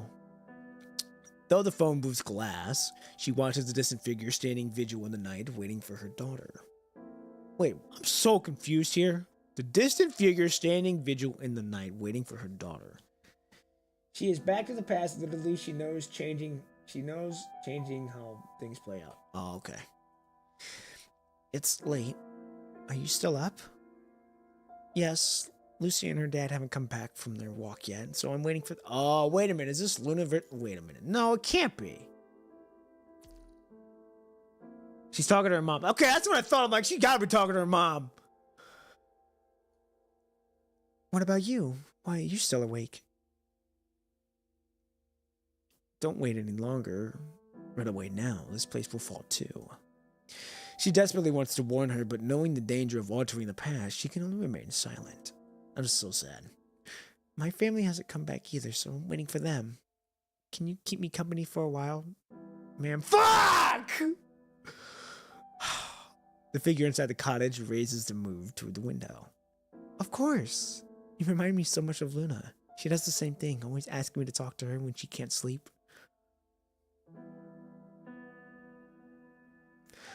Yeah, she does. Once the conversation starts, it flows naturally. The two talk across the vast distance, their tone shifting from awkward to comfortable. She carefully avoids mentioning her identity, the passage of time, or anything too personal, keeping the conversation light until her voice starts to weaken. This is the price of not having the key. What's wrong, dear? It's nothing. I'm just getting tired. Then you should get some rest. Sticking to a regular sleep schedule will help you feel less tired. What's wrong? Are the snow orchids still blooming at home? The snow orchids? Oh! I completely forgot to bring those pots inside. With everything that's been happening lately, it's been a real mess. Her voice trails off as her vision blurs. Then, good night. Good night. Get some rest. I hope those snow orchids make it back. I know she can't alter the past, but if she could alter a little bit, bring them flowers home. The gentle voice on the other end of the line fades away as Luna closes her eyes. Everything around her dissolves into darkness. Alright, hello, good morning, good evening, good afternoon, and they bloom! Hell fucking yeah! Hey, that's some big ups. That's a smile worth saving right there. But Erwin, hello, good morning, good evening, good afternoon, wherever you may be. I hope you're having a good one so far. You're just in time. Hey, we're chilling. We're finishing up this chapter right now. God damn, this is a wholesome scene. And god damn, do they look good. They look fucking good. Luna. Luna blinks, emerging from her hazy memories. Alpha is standing beside her. Dawn has already broken. Are you okay? She doesn't answer, but steps closer. Are the events behind that gate still unclear to you? It's always been fuzzy, like a dream. Or like a vision read from the punishing virus. God damn, this music is fucking setting the tone. But I'm certain it happened. Following the girl's gaze, Alpha spots a snow orchid seedling swaying amidst the ruins. A snow orchid. We searched everywhere only to find it here at home. Indeed. That's why I've been thinking. There must be places the punishing hasn't touched. Variables the Ascension Network's calculation haven't even considered. The mirror may reflect a vast starry sky, but it's still bound by the frame. I won't let you leave, nor allow the Ascension Network calculations to become reality. We'll surely find something we can still change. Very fucking wholesome. Hey, very fucking wholesome. That's a win right there. That's a win. That's a win. Okay, so we cleared 16 out of 17. What did we not clear? Oh, was it this? It was this. Does it need to be cleared? No, does not. Does it need to be cleared? No, not really. Did we get 100%? We're 95%. You're fucking kidding me. What is not cleared? Oh. I see now. I'm guessing that just popped up. Okay, let's go do it. I don't remember this one being popped up, but that's all right. Luna's condition is worsened than anticipated. During the search for Cradle, her exhaustion triggers a severe mind fluctuation. I got bad news from my workplace. I was given a break from my job because my workplace was experiencing financial problems. Damn, that's tough, man. Hey, you know what? Hey, it's all. Hey, you're all good. Maybe it was a sign. You know what? Just keep your head up. Keep your head up. Don't want to get down on you like that. You know, hey, there's always the grass is always greener where you water it. All right. So don't go down on it. Just keep your head up. No better days are coming. You know, I'll pray for you. And like I said, there's a saying is be when times are good, be grateful. When times are bad, be graceful. So just be graceful, move with the flow, and you'll be good. Hey, you'll be good. You'll be all good. I know you'll get through it. I know it'll be a weird time, but hey, you'll be good. It's all good. The Ascension Network has calculated that Snow Orchid has been extinct, yet here it is blooming. Perhaps the future is never set in stone after all. This is true. This is true. Nah, this is very true. There we go. With no other options, you must perform a premature mind connection and rehearsal for the upcoming Red Tide confrontation. Coarse sand starches your ankles as thick clouds blot out the sky, casting the world in shadow. The wind howls from the sea, stinging your face. The air carries not the familiar saltiness of the ocean, but something else, inexplicable, unsettling scent. The dark sea churns violently, sending a wave after wave crashing towards you. As the waves surge, an unforeseen force seems to stifle you, draining your power, but even weakened. The aftershock slamming into the island's cliffs still dislodge rocks and plunge into the sea. You bend down and touch the seawater with your fingers. Excruciating pain sears through the skin and bone, tearing through flesh as it penetrates deeper. Looking toward the distant island, it stands untouched by the murky waters below. Partially because the tide isn't so raging yet, but partially because twisted steel beams rise from the tide, forming a dense grid and lifts the island and holds back the sea. Disconnecting from the Ascension Network means losing oneself. So that's what it means. As the words fade, thunder cracks through dark clouds and waves rise. I should focus on stabilizing her mind first. Pure energy fills your hand as the ground beneath your feet softens. The power of order and stability begins to transform this small corner of existence.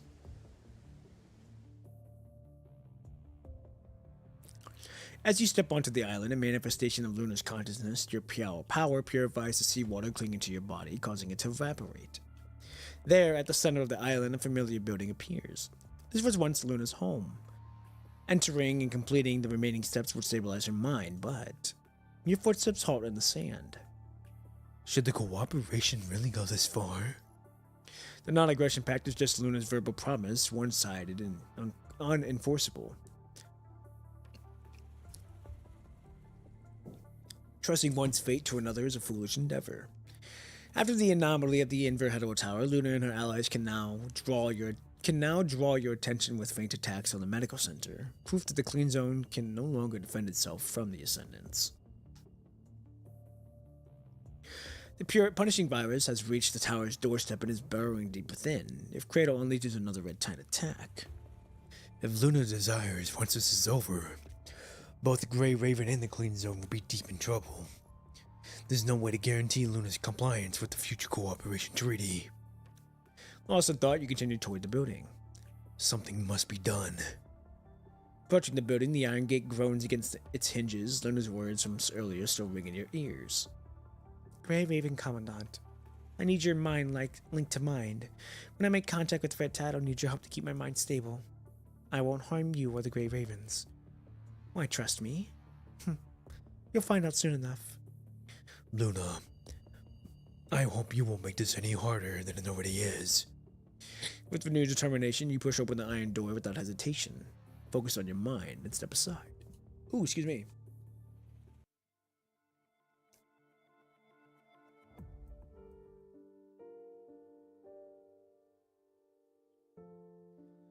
Is this Luna's mind? It looks like her home. Ooh, we can even run? Hold on. I'm going downstairs. Now's the time to go this way. Okay, guess we're going courtyard. Tip, the stage will fail if you continue going forward. Should I? Chat? Or ladies and gentlemen, not chat. Ladies and gentlemen, should I?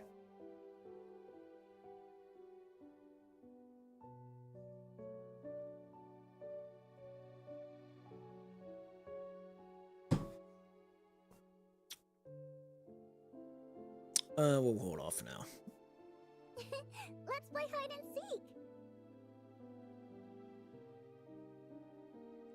seek. Trust.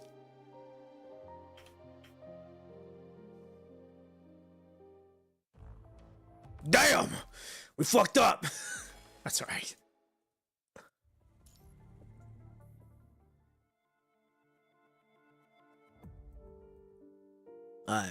Well, we're not gonna do that again. There we go. Let's play hide and seek. Alright, we gotta find her, I guess. Who's that? You can jump! Whee!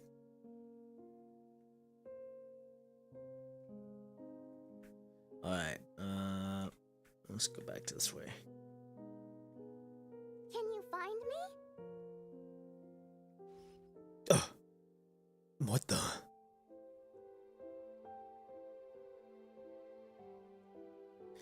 I'm so glad that we're able to move around like this. This is so nice. Which side is the dream? Oh, that's There's a Luna. bark at the door. I want to ride it and explore the sea. Wow, her voice range is crazy. She's able to pull that off. There's dust on the floor. Much better now.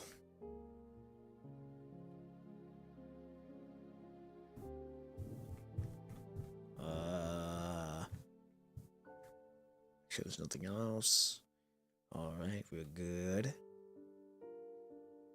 Alright, and now we gotta go downstairs. This house always bring the horror aspect of PGR. True, true.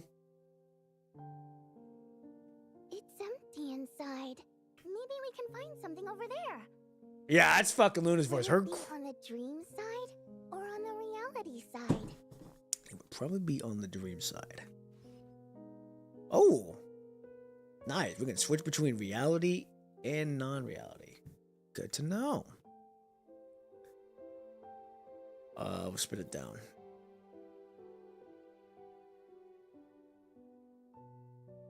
Spit it down one more time.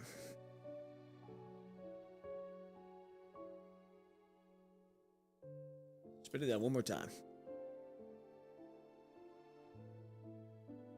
This is the key to the small room upstairs. Okay.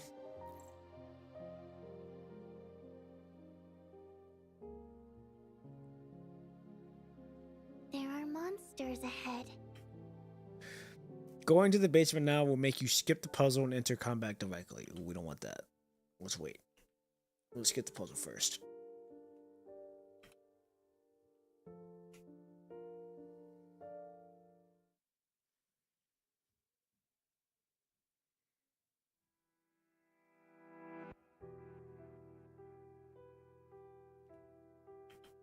Okay. Oh, wait a minute. Never mind. Some random things are placed in the doorway. This is so interesting. It's the key to the large room.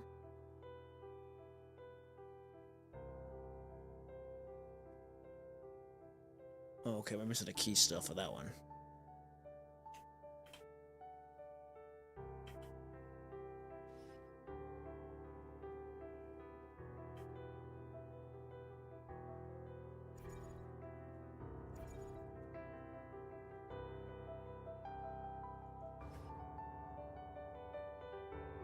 Let's go to the master bedroom first. Up.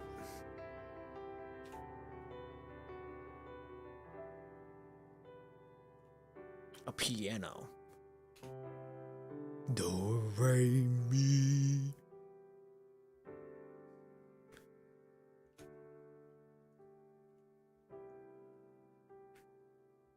This is super interesting.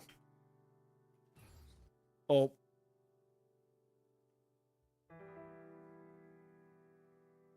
Oh, we got transported back? It's a broken piano. Wait, what's that? Oh. So we got a broken piano, TV, mirror. Ah. Oh, okay, so that doesn't do anything. Okay, we gotta go back here. No.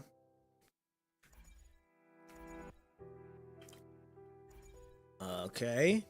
Check this. Nope. Wait.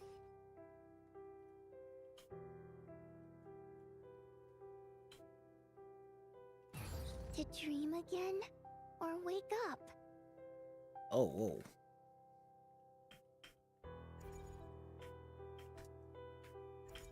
Am I stuck? No fucking way I'm actually stuck.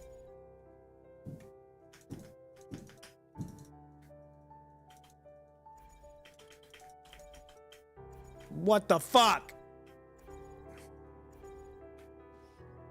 Oh, there we go.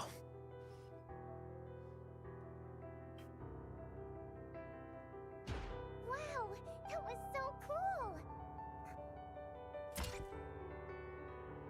Would it be on the dream side or on the reality side?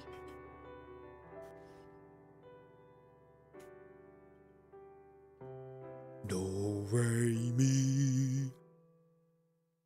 Uh-oh. The door is open. Oh, it is open. Okay, hold on. I don't want to go through here yet. I want to go to the other bedroom. Yeah. And, can I not get over there? Never mind. No, I can't. Well, I'm stuck. All right. Well, let's check it out.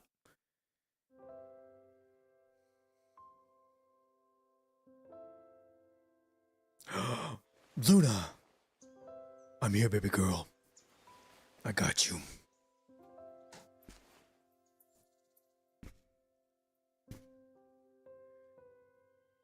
Time to get out. Absolutely fucking cinema.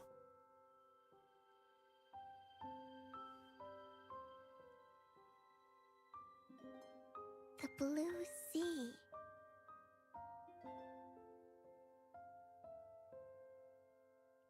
Lucy, The what you red mean? tower.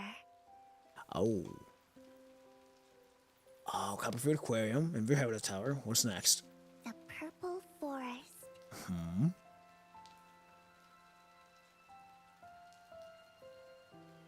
The bad guy's house. Why are we the bad guy? The house that fell down. Tabula Akasha? The flowers in the book. I don't know that one.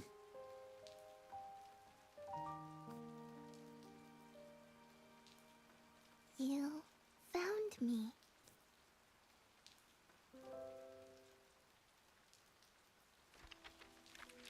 Holy shit. The girl's memories flash before your eyes, quick but crystal clear. As your mind settles, you see Luna sitting before you, her eyes bright. I never expected you to go this far. Even knowing your friendly nature, I didn't think you'd offer such thorough assistance. After all, an agent with an overly safe mind would be no good to Grey Raven. An unstable mind will only make you more unpredictable. Besides, you're the one who said to trust me. It's precisely because I trust you that I've come to this conclusion.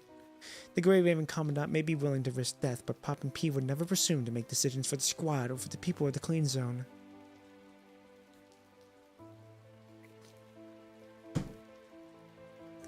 A fucking course to the bad guy. True, I forget that this is Luna's mind. As she speaks, Luna stands, her brow furrowing. She can sense it. Something new has emerged, not just in this room. No, not just on this island, but within her entire mind. Is this your contingency plan? Some kind of mental shackle? Acting within the mind is always easier than in the physical world. Surprisingly, Luna shows no anger, nor does she propose any countermeasures that would lead to a cycle of mutual restrictions. Instead, she breaks into a smile. Confident in yourself to handle this? No, I'm just feeling a bit pleased. Luna places her finger under your chin, her fingertips sliding down as if toying with an invisible shackle. This means my understanding of you is accurate, without flaw. Which also means Luna's fingertips trace your neck, hovering over your vital point. Well now, Luna. I understand that I built myself the way I am, but what are you doing? My trust isn't misplaced. Your willingness to do those for those you care for proves that when we fight side by side, you'll show me the same consideration. That's good. Many face me with weapons drawn, few with their back turned. If I'm right, without further commands, the shackle would gradually dissolve to nourish the island, right? Cooperation should look like cooperation. You've thought of everything, haven't you? Luna walks away, her posture relaxed as she heads toward the seemingly calm mind. I will honor our agreement. It feels good to move forward, Pop and P. Luna turns around, a faint smile playing on her lips. If we ever work together again, it'll be my turn to put a shackle on you. I promise. So be it. Okay. So we found Luna. No need for backup. I'm an army myself. Transfers to chaotic mind.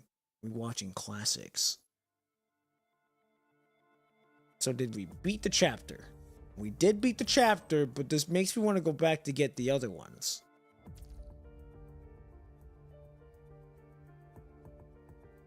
I wanna... Yeah, put the shackle on me, y'all fucking wild. Okay, hold on. I want to actually look at the other ones. Because I know we can go downstairs. Okay. Oh, nice! We can... Okay, cool. Alright, we're going to the basement. There are monsters ahead. Yep, we're going down.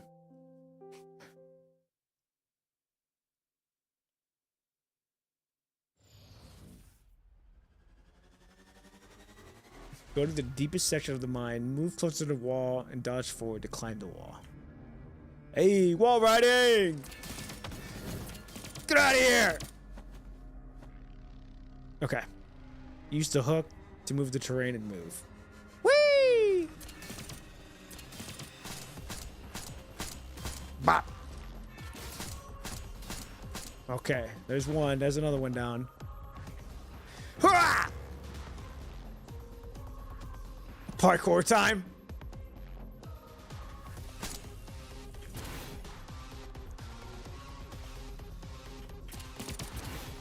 Ah!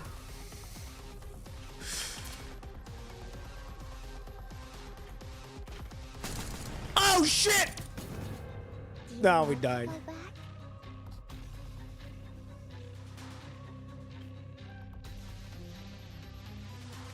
You can do it. Holy fuck.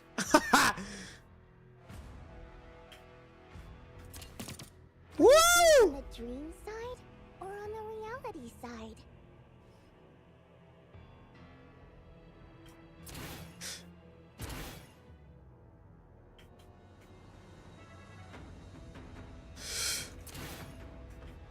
Whoa. All right, we got it. Ha!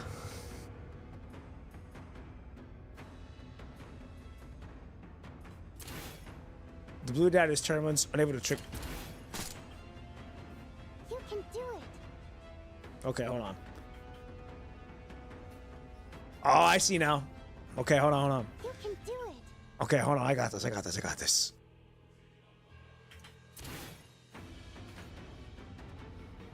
Bloody hell! You can do it. The blue data is turbulence, unable to trigger wall. Okay, so we're gonna go Q, E, then Q, E, then Q again. Never mind. Fucked up.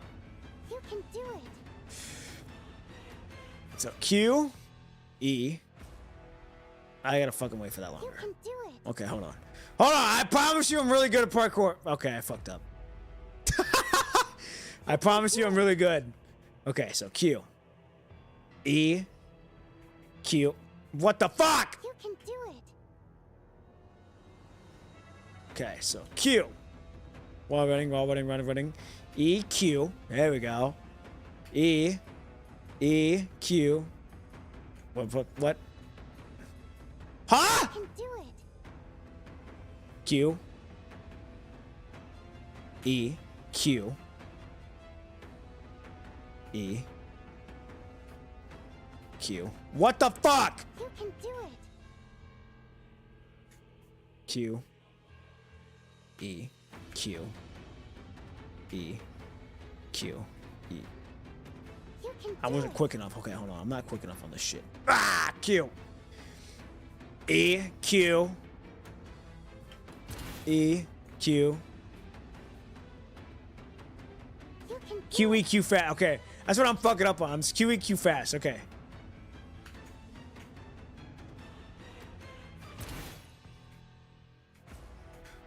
Fuck! Wait. Get up there! Yeah! Yeah! We did it. Woo! Took a minute, but we did it. Oh! I see now. Okay. So we go E, and then E again, and then E. Fuck!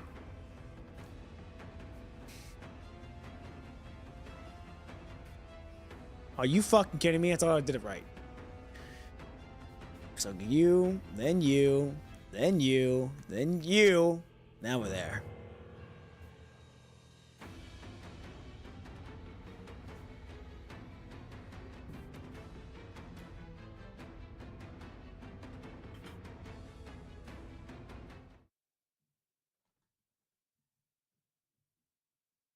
Okay.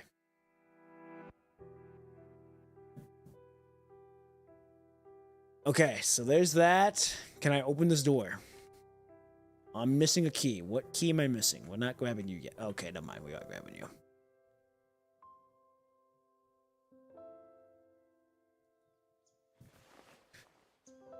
Okay. Now that we got Luna, let's go home.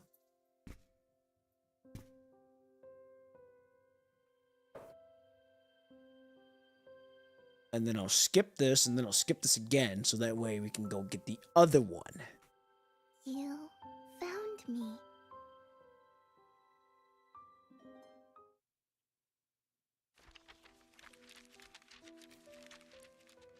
Okay.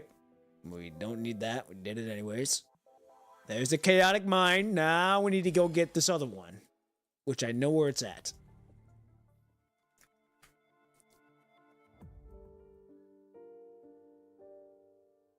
Okay, the last ending is in the bedroom. Or is it in the courtyard? No, we'll fail. Never mind. Boom.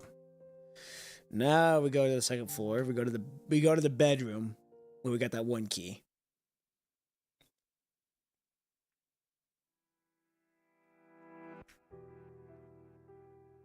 Go to this bedroom here. Let me check this one. This is the bedroom we need to go to. Oh, I've got remember this game? It's fun. Can we do it? Yes, we can play it!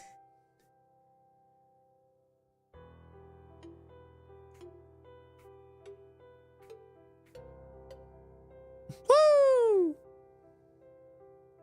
Okay. Oh, give me this key. Take the key. We have the bedroom key. Good to know.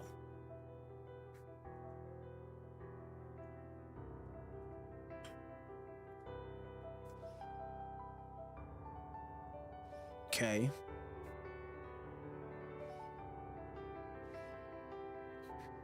Am I missing anything else before I click anything? Nope. Take Froggy.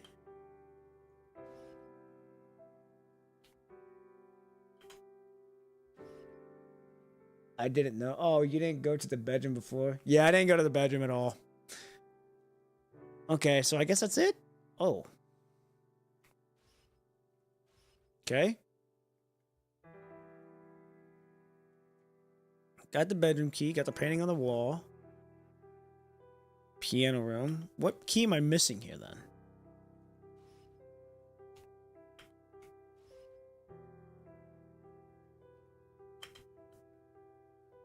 I see the Silent Hill game. Yeah. Well, then I don't. If I don't need to get that one, then I'm not too worried about it. I'll just send it here in a second.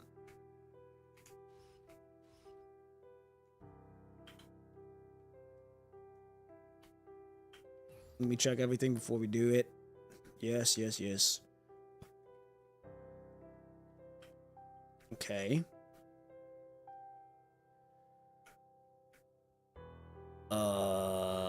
You here. Obstacle. I'll say obstacle. Wow, that was so cool. Oh. You know what? Maybe I had to pick her up before without going into the dream world. Maybe that was it.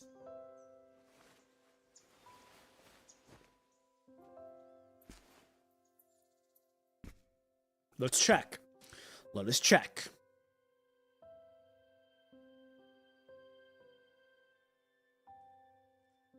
Because we went in when we were in the dream world. This is reality. The blue sea. I don't think though. Let me skip. You found me. We're missing something, but I'm not sure what we're missing exactly. But I don't think it's that too relevant either, so I'm complete 100% anyways. We're watching the classics. Oh well. Oh well, oh well, oh well. We got it done. Oh, we got. I don't need the achievement. I don't fucking need it. Okay. Ladies and gentlemen, I'm going to use the restroom and then we can figure out what we want to do here for the next hour. If we wanted to do floating record or start the main story. But I will be right back. I got to pee really bad.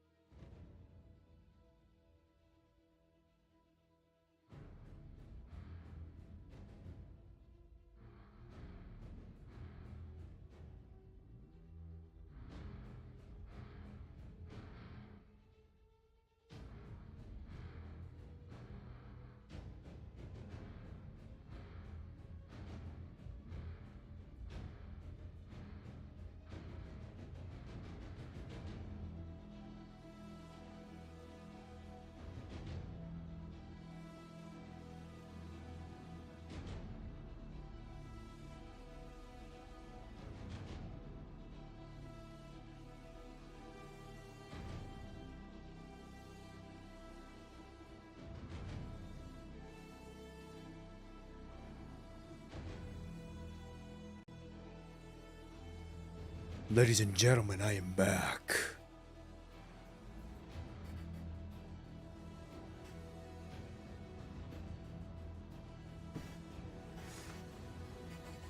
All right. So, we'll let this continue to play out. Okay. So, I'm gonna go look at my chapter. What the hell just happened here? Oh, what the hell? Commandant, why aren't you sleeping yet? I've already had my siesta. Are you?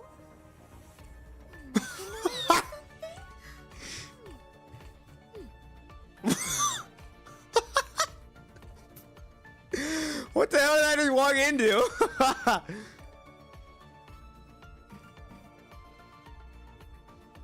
The Nami jump scare. Yeah, I'm like, what?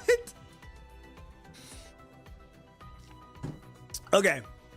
So if we do the floating records, I do believe it goes, if we go by story patch. Where is it at?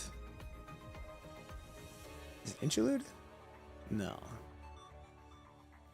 Where the fuck is it? Nope. What's no? What is it? No. Login interface. Here we go.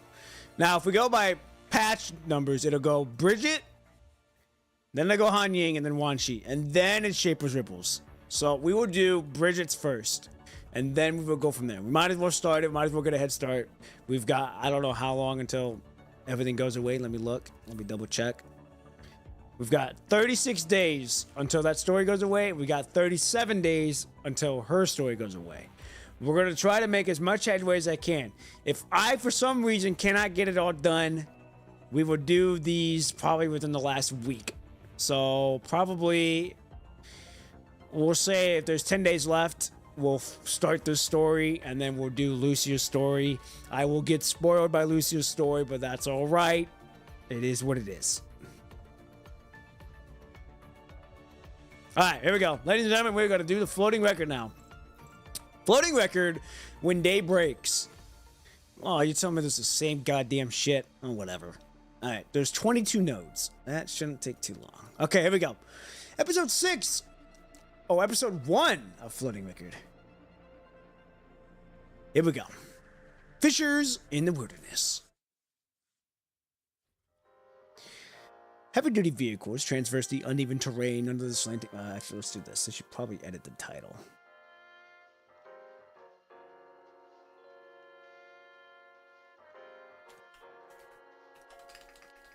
Floating record. I forgot the name of this chapter. What's the name of this chapter? I forgot it. So that way I can look.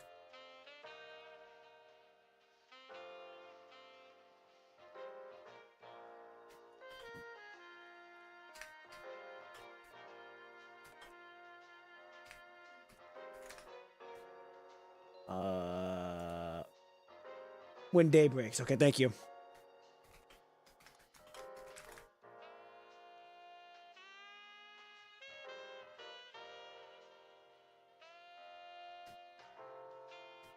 ER06.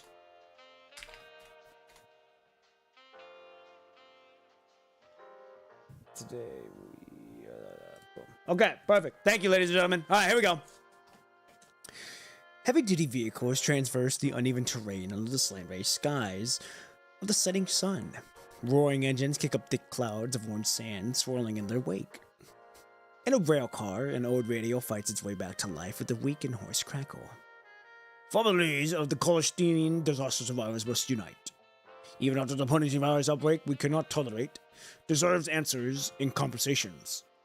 The vehicle hits a bump and the radio sputs out one last noise before falling silent forever. Didn't we just fix this thing? The brown-haired girl scratches her head and pounds on the radio a couple of times while driving. At 5:30 afternoon, Gallarat, the radio miraculously jumps back to life after emanating a long hum. I've got quite the knack for fixing things, Bridget. It's almost the end of our shift. That broadcast. Is that another protest you organized? So Norman Mining still hasn't released a detailed accident report? ladies and gentlemen, I think I prefer her other painting rather than this one. I'm gonna hop off for now since I haven't done this chapter yet. Have fun with the story. Hey, all good. All good. We'll see you around, long boy. Thank you for coming to the stream. As always, much love, and we'll see you around. Ladies and gentlemen, we're gonna continue on. But I'm hoping this is just like past Bridget. Okay, she is young here and human. Okay. Good to know. Good to know. I'm like, this better be like present, but I forget it's not present. So she's a human form and she's young here. Good to know. All right, here we go. No, and the more they try to keep things under wraps, the more I'm convinced they're hiding something. Mom and Dad were most skilled research workers out there. They were only human, yet they managed to save so many lives from the wreckage. There's no way they would die in a minor mining accident like that.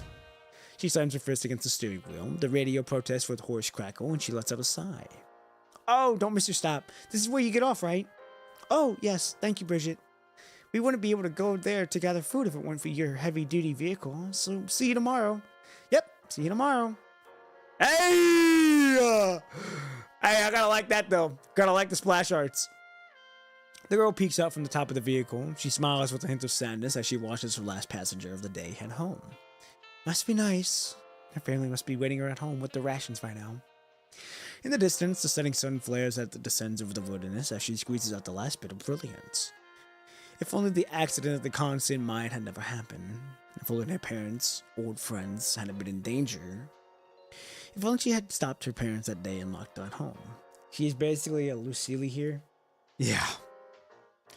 Go up and never forgot, Lucille! Hey, but we gotta bridge it though. Then, her parents would also be waiting for her at home with the rations. Whew, that's enough. There's no use dwelling on what ifs. What's done is done. That is true. This time, I'll make them hand over the accident report. She rubs her face and settles back in the driver's seat. The radio crackles again and starts repeating the words she knows all too well. Even in the chaos of the virus outbreak, we cannot accept our loved one's death without recovering the remains. The mine collapsed, miners vanished, and every rescue workers who risked their lives for others had disappeared without a trace. Norman Mining cannot use the punishing virus outbreak as an excuse. Families of their college-student disaster survivors must unite. We deserve answers and compensations. It's such a naive nonsense. Don't tell me people actually believe this. A large crowd is gathered around the corner in the front of the mine. They are holding homemade signs with anger on their faces. I'm surprised Trojan's here. Of course people do. In dire times like these, people need something to hold on to. A researcher waiting by the door comes up with a broad smile. Right on time, Trojan. Not going to run away anymore.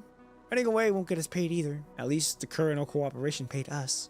The blue-haired female construct casually curls her lips into a smirk. Hyde, did you really think I wouldn't notice what you did to my frame behind my back? Oh, wow, you actually remembered her name. I thought I was just a researcher aide to you. He's actually got a name. Workers unite. Yes, sir. Trojan scuffles at Hyde, her eyes narrow as she watches the protesters gather outside the mine shaft. How long are these people going to keep this up? You can't exactly go in the front gate now, can you? Trojan is ancient. Yeah, I was gonna say she is ancient. Well, I mean, she was there when the punishing virus outbreak began. So she's been here for a minute. It's a bit of a pain, but I think I could request the use of elevator in the monitor room that goes straight down. Sure. There's always more of one way to hell. Just like herself. Even without Colonel's deception or this scene's mess, she probably would have died somewhere else anyway. Perhaps even worse than it is now. I mean, not everyone gets to live a carefree life in this turbulent world. While Hyde tries to request elevator access, Trojan dwindles toward the crowd and is still in a standoff with the admins. The crowd is gathered behind a girl with brown hair who is standing right before the metal gate. She must be the troublemaker leading this protest. Of course! I am the survivor's family. My parents were rescue workers who took on Norman's rescue commission for the mining accident a month ago, and they never came back. According to the research team code of conduct, if anything happens to rescue workers, the responsibility party must issue an accident report.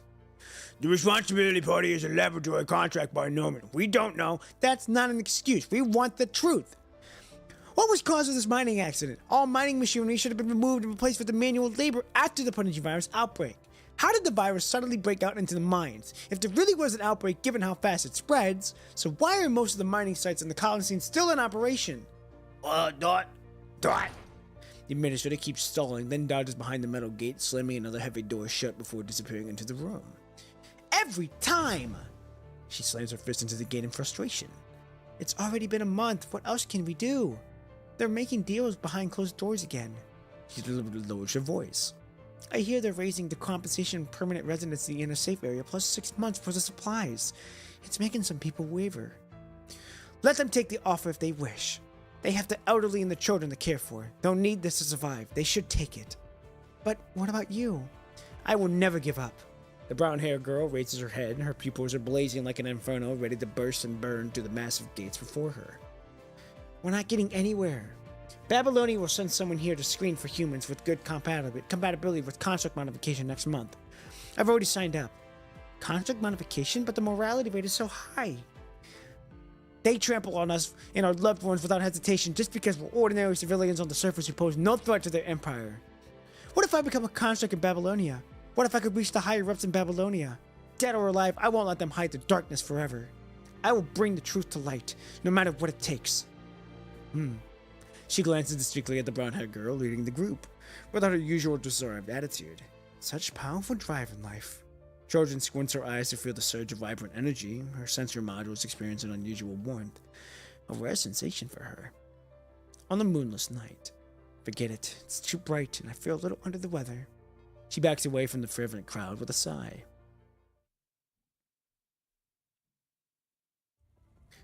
We're moving at the snail's pace, Hyde.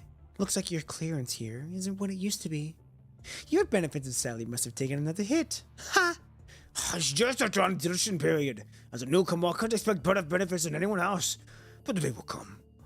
I mean, what would they do without my flawless work? Wouldn't you agree? Well, here's hoping you can keep up with that pride forever. The comms in Hyde's pocket emanates a short beep. Alright, the course came through. Let's go. This way. He points to a small hill nearby and makes a dramatic after-you gesture. You sly fox. Caution is simply the researcher's natural disposition. Dismissing Hyde's remark, Trojan sluggishly strolls toward the hill. Nearby, the brown-haired girl appears to have gotten a tip-off and starts sprinting in the direction. Trojan finds herself slowing down again for no reason. She passes by the brown-haired girl, nearly hitting her shoulder. Oh, don't tell me you're gonna run away now. Hyde's voice haunts her from behind. If I wanted to run away, would you even be able to stop me? Trojan speaks in a lazy voice without turning back.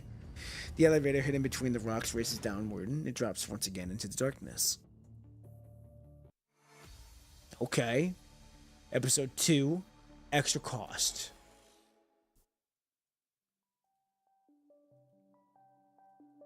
Now we present moment here.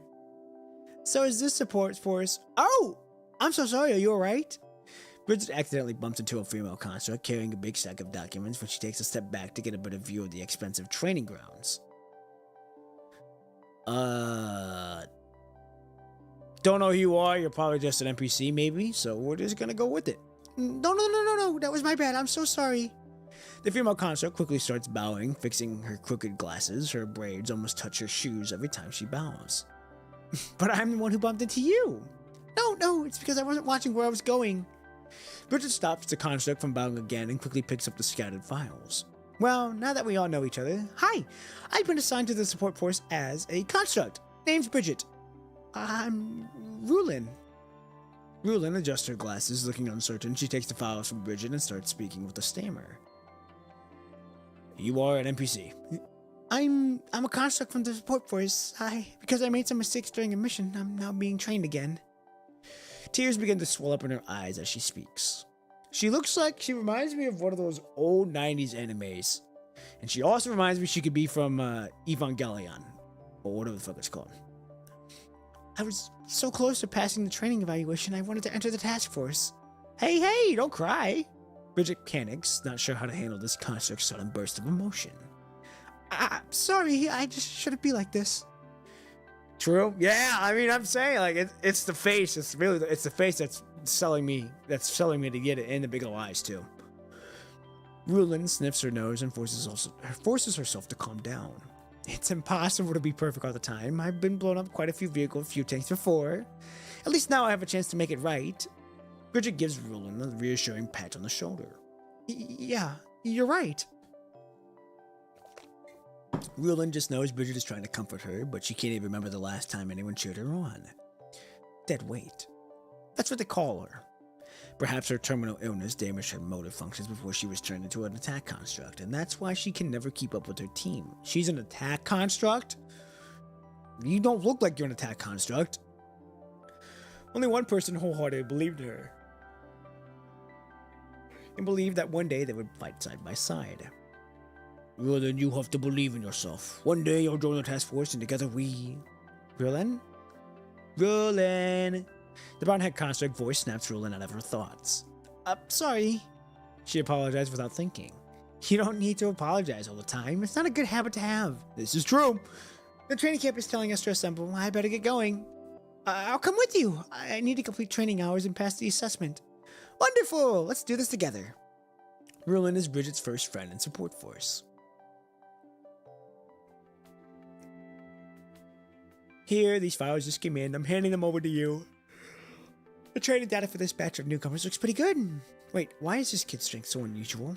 Are you sure this kid is assigned to the right team? Hey, Trojan, come take a look. She gives her colleague a gentle nudge. This construct was assigned to support force just days ago. Someone had reservations about the direct appointment, but she was definitely qualified. To avoid getting complaints, the captain only assigned her to train new recruits. She drags herself over to the desk and sees the name Bridget by the captain's finger. It says here that she voluntarily joined the support force. Well, that's good. Support force could use more people like her if everyone were like Rulin. She lets out a weary sigh. I'll leave these new recruits to you. I'll do my best. Trojan does not want to work unless she's getting paid good money. The blue-haired construct lets out a sigh as well. She barely made it out of that hellhole alive, thinking she could catch a break, only to find herself stuck in another. Here to bum. I'm gonna have the bum to Roland. Yeah. Yeah. It would have been almost impossible to get out of this hell. Her frame isn't good enough to have an atmosphere and vacuum dual flight system. She lets out another long sigh and mutters under her breath. Guess I have to ask for a raise. What's wrong? Oh, it's nothing. I just mean that all newcomers look really promising. She forces a professional fake smile. Support force training protocol is very complete. Trojan may not be familiar with their rules, but creating training sessions using extension guidelines should be easy. Hugh again. Trojan crouches next to an exhausted Rulin with a defeated sigh. This won't do. You're drawing too much attention. Bridget flips through Rulin's training data with knitted brows. She's unsure how to continue training this supposedly attack construct with abysmal physical capabilities. As a barely qualified professional spy herself, she'd rather not have her name end up on the bad blacklist alongside Rulin's. Rulin, are you okay? I'm so sorry. I didn't mean to hold everyone back. I'm so sorry. I feel like your balance control system is a bit odd. This could cause trouble. Instructor, may I team up with Rulin? I'll be the team lead. Trojan stands up and examines Bridget with a scrutinizing gaze. She had recognized this brown-haired girl on her first day as the new instructor of the support force. I suggest you should focus on yourself. She will drag down your average score.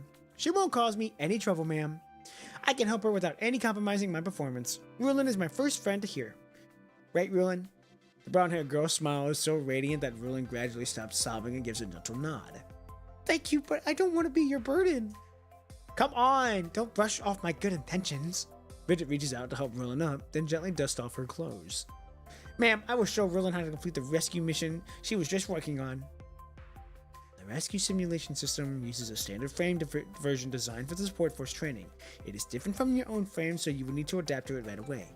She boots up support force real-time rescue simulation system once more. Oh shit, we're actually fighting. The mission consists of 2 phases. Oh! Carried out one after the other. And I will monitor and guide you through the drone in real time. That's crazy that they're even doing voice recognitions on these chapters too. That is such a nice surprise. Phase 1. Find the rescue target. You would only be provided with a detailed field report in games. provide such info. Get going. The countdown has started. Copy that. Hell yeah.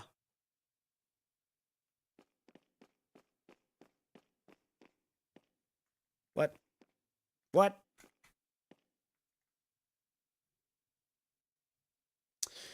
During a rescue mission, always save people with high survival probabilities first. Make sacrifices where needed. This is true.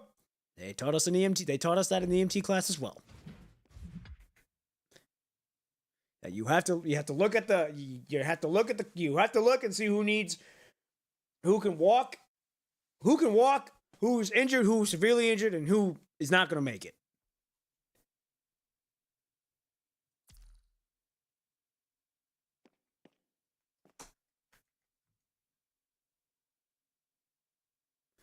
Frames of support for usually come with the scan system when the scan of whatever for the environment details. Okay. Why am I hearing no music? I hope you still remember what your textbooks taught you. For example, guidelines for more. Of course. Secure the minimal rescue achievement first, then try to save more people. Saving people with high survival probabilities first is the most rational choice. You have to learn to make sacrifices in rescue. Why can't I not tank? Oh. Hurry! Wow. Both the textbooks and instructors are correct. We must learn to make sacrifices during a rescue, but I prefer not to make any sacrifices.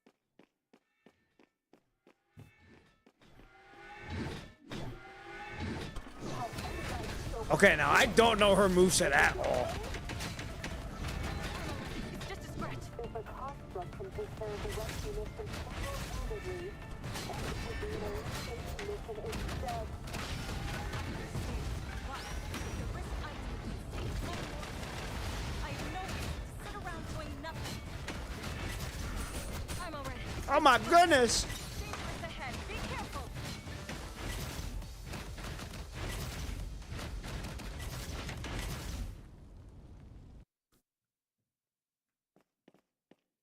Bridget requires some knowledge of her moveset, otherwise she's hard to use. Yeah. I don't know anything about her moveset. I guess for not giving up on us. I'll just learn as I go. No problem. Anyone else would do the same. You're lucky that you're executing a mission in a simulation system. You won't change anything in reality. At least I tried my best. I have no regrets. Big ups, big true. Forget it. Phase 2. Analyze clues and find 3 lone persons to rescue. It hurts. Someone, please help me stop bleeding. Where's he at? Is he back here? No, he's not. Yeah, he is. He's back here. How the fuck did I go back there?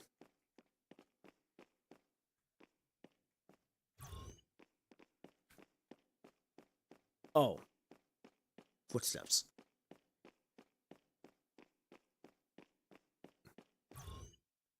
Okay, there's one.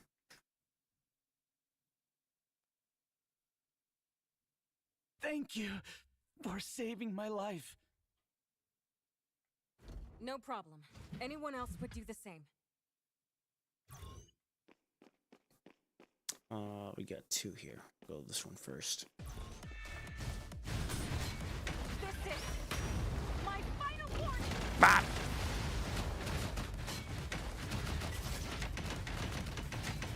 Dangerous ahead. Be careful.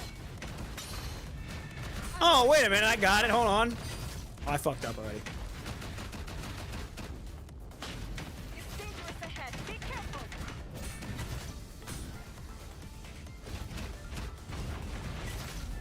It's dangerous ahead. Be careful. Kind of reminds me of Wow. That all you got.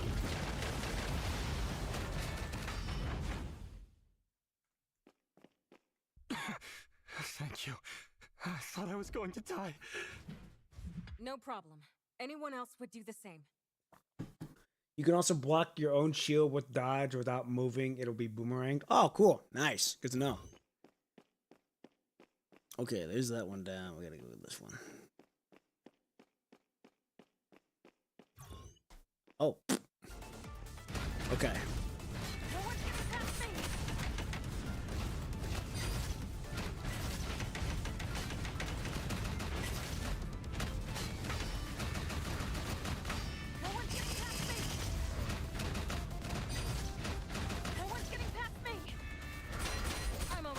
Oh, so she just blocks? This is my final warning. Ah, get out of here. I'm alive. Thanks for not giving up looking for me. No problem. Anyone else would do the same. Alright, we got 3 people found. That's enough. Time's up. The assessment is over.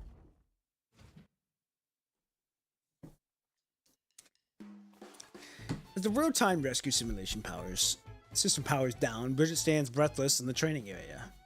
Bridget, what were you doing just now? Ma'am, I was carrying out a rescue mission. That's not my question. This is not procedure specified in the multi-party rescue protocol. According to the support force multi-party rescue protocol, priority should be given to the individuals with higher survival rates, making tactical choices when necessary. That's not what you did. Oh, that's not what you just did. I conclude that I had enough strength left to save another group of the refugees. You concluded? I doubt you even through the process. There wasn't even enough time. Judy, oh my gosh. You caught me. The brown-haired girl scratches her head in embarrassment. In real combat, even the slightest mistake in your controls would kill you, not just the frail refugees. Much to Trojan's dismay, seeing Bridget put herself in danger stirs an unusual feeling and anxiety in her. But I successfully rescued all of them. My mother told me that when we were in a crisis, we don't choose who we save. We should first resolve the crisis. Ooh. Even if your choices kill you? Even if my choices kill me? I'd love to give you the perfect answer, but you act at the drop of the drop of a hat before you can even think. Trojan lets out another sigh. In a few days here with the support force, she has sighed more times than she did in an entire year. No one wants to be a part of the ones that get abandoned. That's why I will always try to save everyone as long as I can still move. That's the rescuer's code I've set for myself. The young girl meets Trojan gaze without a hint of fear.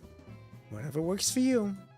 She can't change Bridget now, but it doesn't matter. Sooner or later, the world will teach this radiant girl some harsh lessons. Trojan quickly scribbles her evaluation on the notebook as these dark thoughts linger in her mind. The only one to achieve the perfect score in the support force recruit training.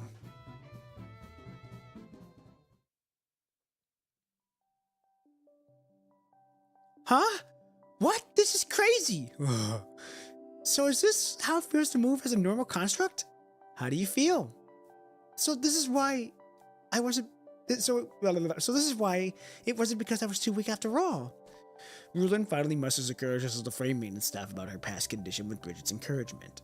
I see, yes. You have a point. Very few can achieve frame compatibility after terminal illness, so we haven't really refined our adjustment protocols for such cases. The staff runs tests and readjusts Rulin's frame components and collaboration parameters. When Rulin returns to training, her performance improves dramatically. This doesn't really help cover my mission, but whatever. Trojan casually strolls through her terminal in the shadows before focusing her attention to the 2 young women helping each other in the training area. Hey, that move, you've got it all wrong. She hesitates, but finally decides to give a warning. Like this? Actually, never mind. I'll show you how it's done. Trojan sits down her terminal with a weary sigh and strolls into the light. Oh, I forgot. Trojan and Bridget have the same Tophons. Well, Trojan's got Tophons. Bridget's got more of a Dro Tophon? Maybe? Okay, we'll do this one and this will take us to the rest of the stream. Episode 3, The Seeker. On the day of the support force recruit graduation, Babylonia's weather simulation system creates a brilliantly sunny sky. Bridget, over here! Impressed by this year's recruit, support force captain approves limited funds for a modest graduation ceremony. They use the same weapon, but Bridget has a drill. I was gonna say, they use Tophons, but she's got a drill. Despite Trojan's protest, the obvious reluctant, the graduation ceremony goes ahead in full swing. Bridget, look, my evaluation report! With this, I can finally apply for a transfer to the task force. That's wonderful! See, I told you could do it. We don't have a clear view of Trojan's Tophons. I think the only clear view we have is when she was in Isla's team and they were in the museum. That's the only other time that I've seen her use them, or seen them. But I don't know how they actually work. All thanks to you, I'd probably still be dead weight with the class without you. The art in chapter 22. Yes, the art in chapter 22. I think you see it twice. You see it 2 times. You see it. Yeah, where the 3 of them were together. Yeah, we saw them when they were together when they were in the city, and then we saw them again whenever they were at the Poowalla Forest Park memory. That was the only other time that I've seen them. Thank you, Bridget. Oh, don't mention it. That's what friends are for. Bridget laughs and gives Rulin a shoulder a friendly pat. But I still want to thank you in my own way. I would say that's the only time that I can recall. Other than that, I don't know any other times. Rulin carefully pulls the 3 colorful cards in her pocket with excitement. I managed to get 3 movie tickets for the WGAA. Would you like to watch it with me? Where's Jeffrey? He's on away on a mission on the surface, but I'm not asking you because he couldn't make it. You're not my backup plan or anything. Look, to prevent resale, the tickets all of our names. Bridget, Rulon, and Trojan? Yes. Instructor Trojan has helped me a lot, so I wanted to invite her, but I'm a bit scared to ask her. Hey, what's there to be scared of? Come on, I'll go with you. I haven't seen Instructor Trojan since earlier. She's hiding somewhere, but I know exactly where. Let's go. Leaving the noisy ceremony behind, Bridget guides Rulin through the shortcuts past the traveling grounds to supply areas to the support post warehouse. I had no idea this was a shortcut. Yeah, I like to explore if there's downtime between my training sessions. So that's how I know. She lifts a curtain to see Trojan standing inside with her arms crossed. Who's there? Trojan instinctively moves her hand onto her weapon. I knew you'd be here. A harsh light breaks into the room. Rulin managed to get 3 movie tickets. Care to join us, Instructor Trojan? Not interested. Trojan casts a tired glance at Bridget, and the timid Rulin feeling mentally drained. When will they leave? The Colonel informant will be here in any minute. These tickets are really hard to get. They're non-transferable, and Rulin went through a lot to get them. I'm really not interested. This is true. She's never been interested in the Golden Age, maybe only a little. This is the only thing she cares about. The only thing she cares about is hoarding actual gold. Movies are just actors acting out the lives and desires of others. When a character in a movie finds treasure, it doesn't help you in any way in real life. When they suffer, isn't real world suffering much worse than the stage dramas of the movies? Damn, she is fucking cold. Is that really what you think of movies as a form of entertainment? Is there an issue? Trojan ponders on how to get the lead while she waits for Bridget to continue the argument. Okay. Huh? I mean, it's subjective. I may not understand it, but I respect your perspective. Let's go, Rulin. When's our movie starting? It starts at 7:30 in the evening. Bridget quickly leaves with a tearful Rulin, leaving Trojan momentarily lost. Still, I guess this is better.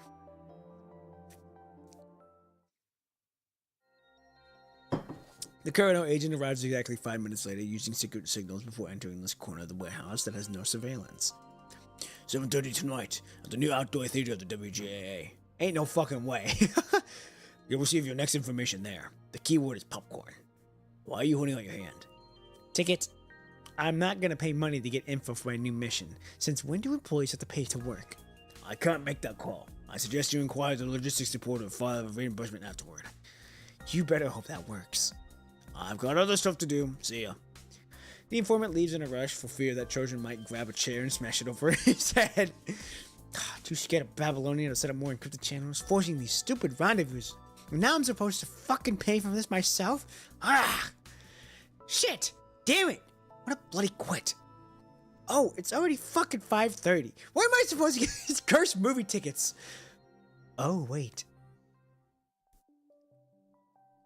Let's go, Rulin.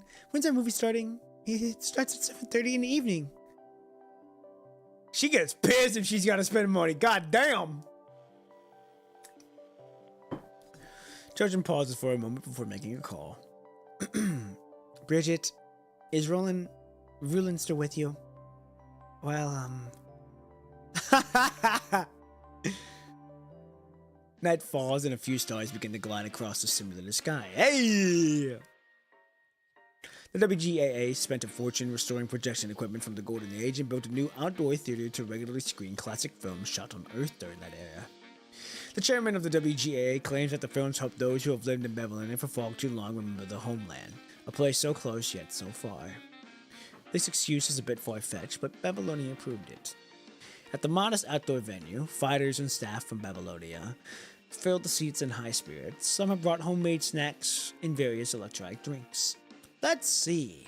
Oh, this is us. Oh, Trojan, you're here so early. They are surprised to find the blue-haired construct already sitting there with her eyes closed. Several gold bottles lie by their feet. Ah, you're here. They did do her a favor, so Trojan forces a polite smile. I wasn't gonna come because I really don't care for this kind of entertainment, as you know, but the drinks I ordered just arrived, so they expired in 3 days, so I brought them here. Oh, they would go to waste. Here, these are for you. She points to the neatly placed drinks. Hey, I thought these constructs don't need to eat. No, wait, it's a limited edition beer-like alcohol flavor electrolyte. What? Constructs don't need to eat, but we can drink electrolytes like these. These is amazing. Jeffrey and I have been dying to try this, but we could never get our hands on it. Wait, I thought alcohol-flavored electrolytes have a shelf life of 30 days. Bridget gently tugs at Roland's shirt. Anyway, thank you so much.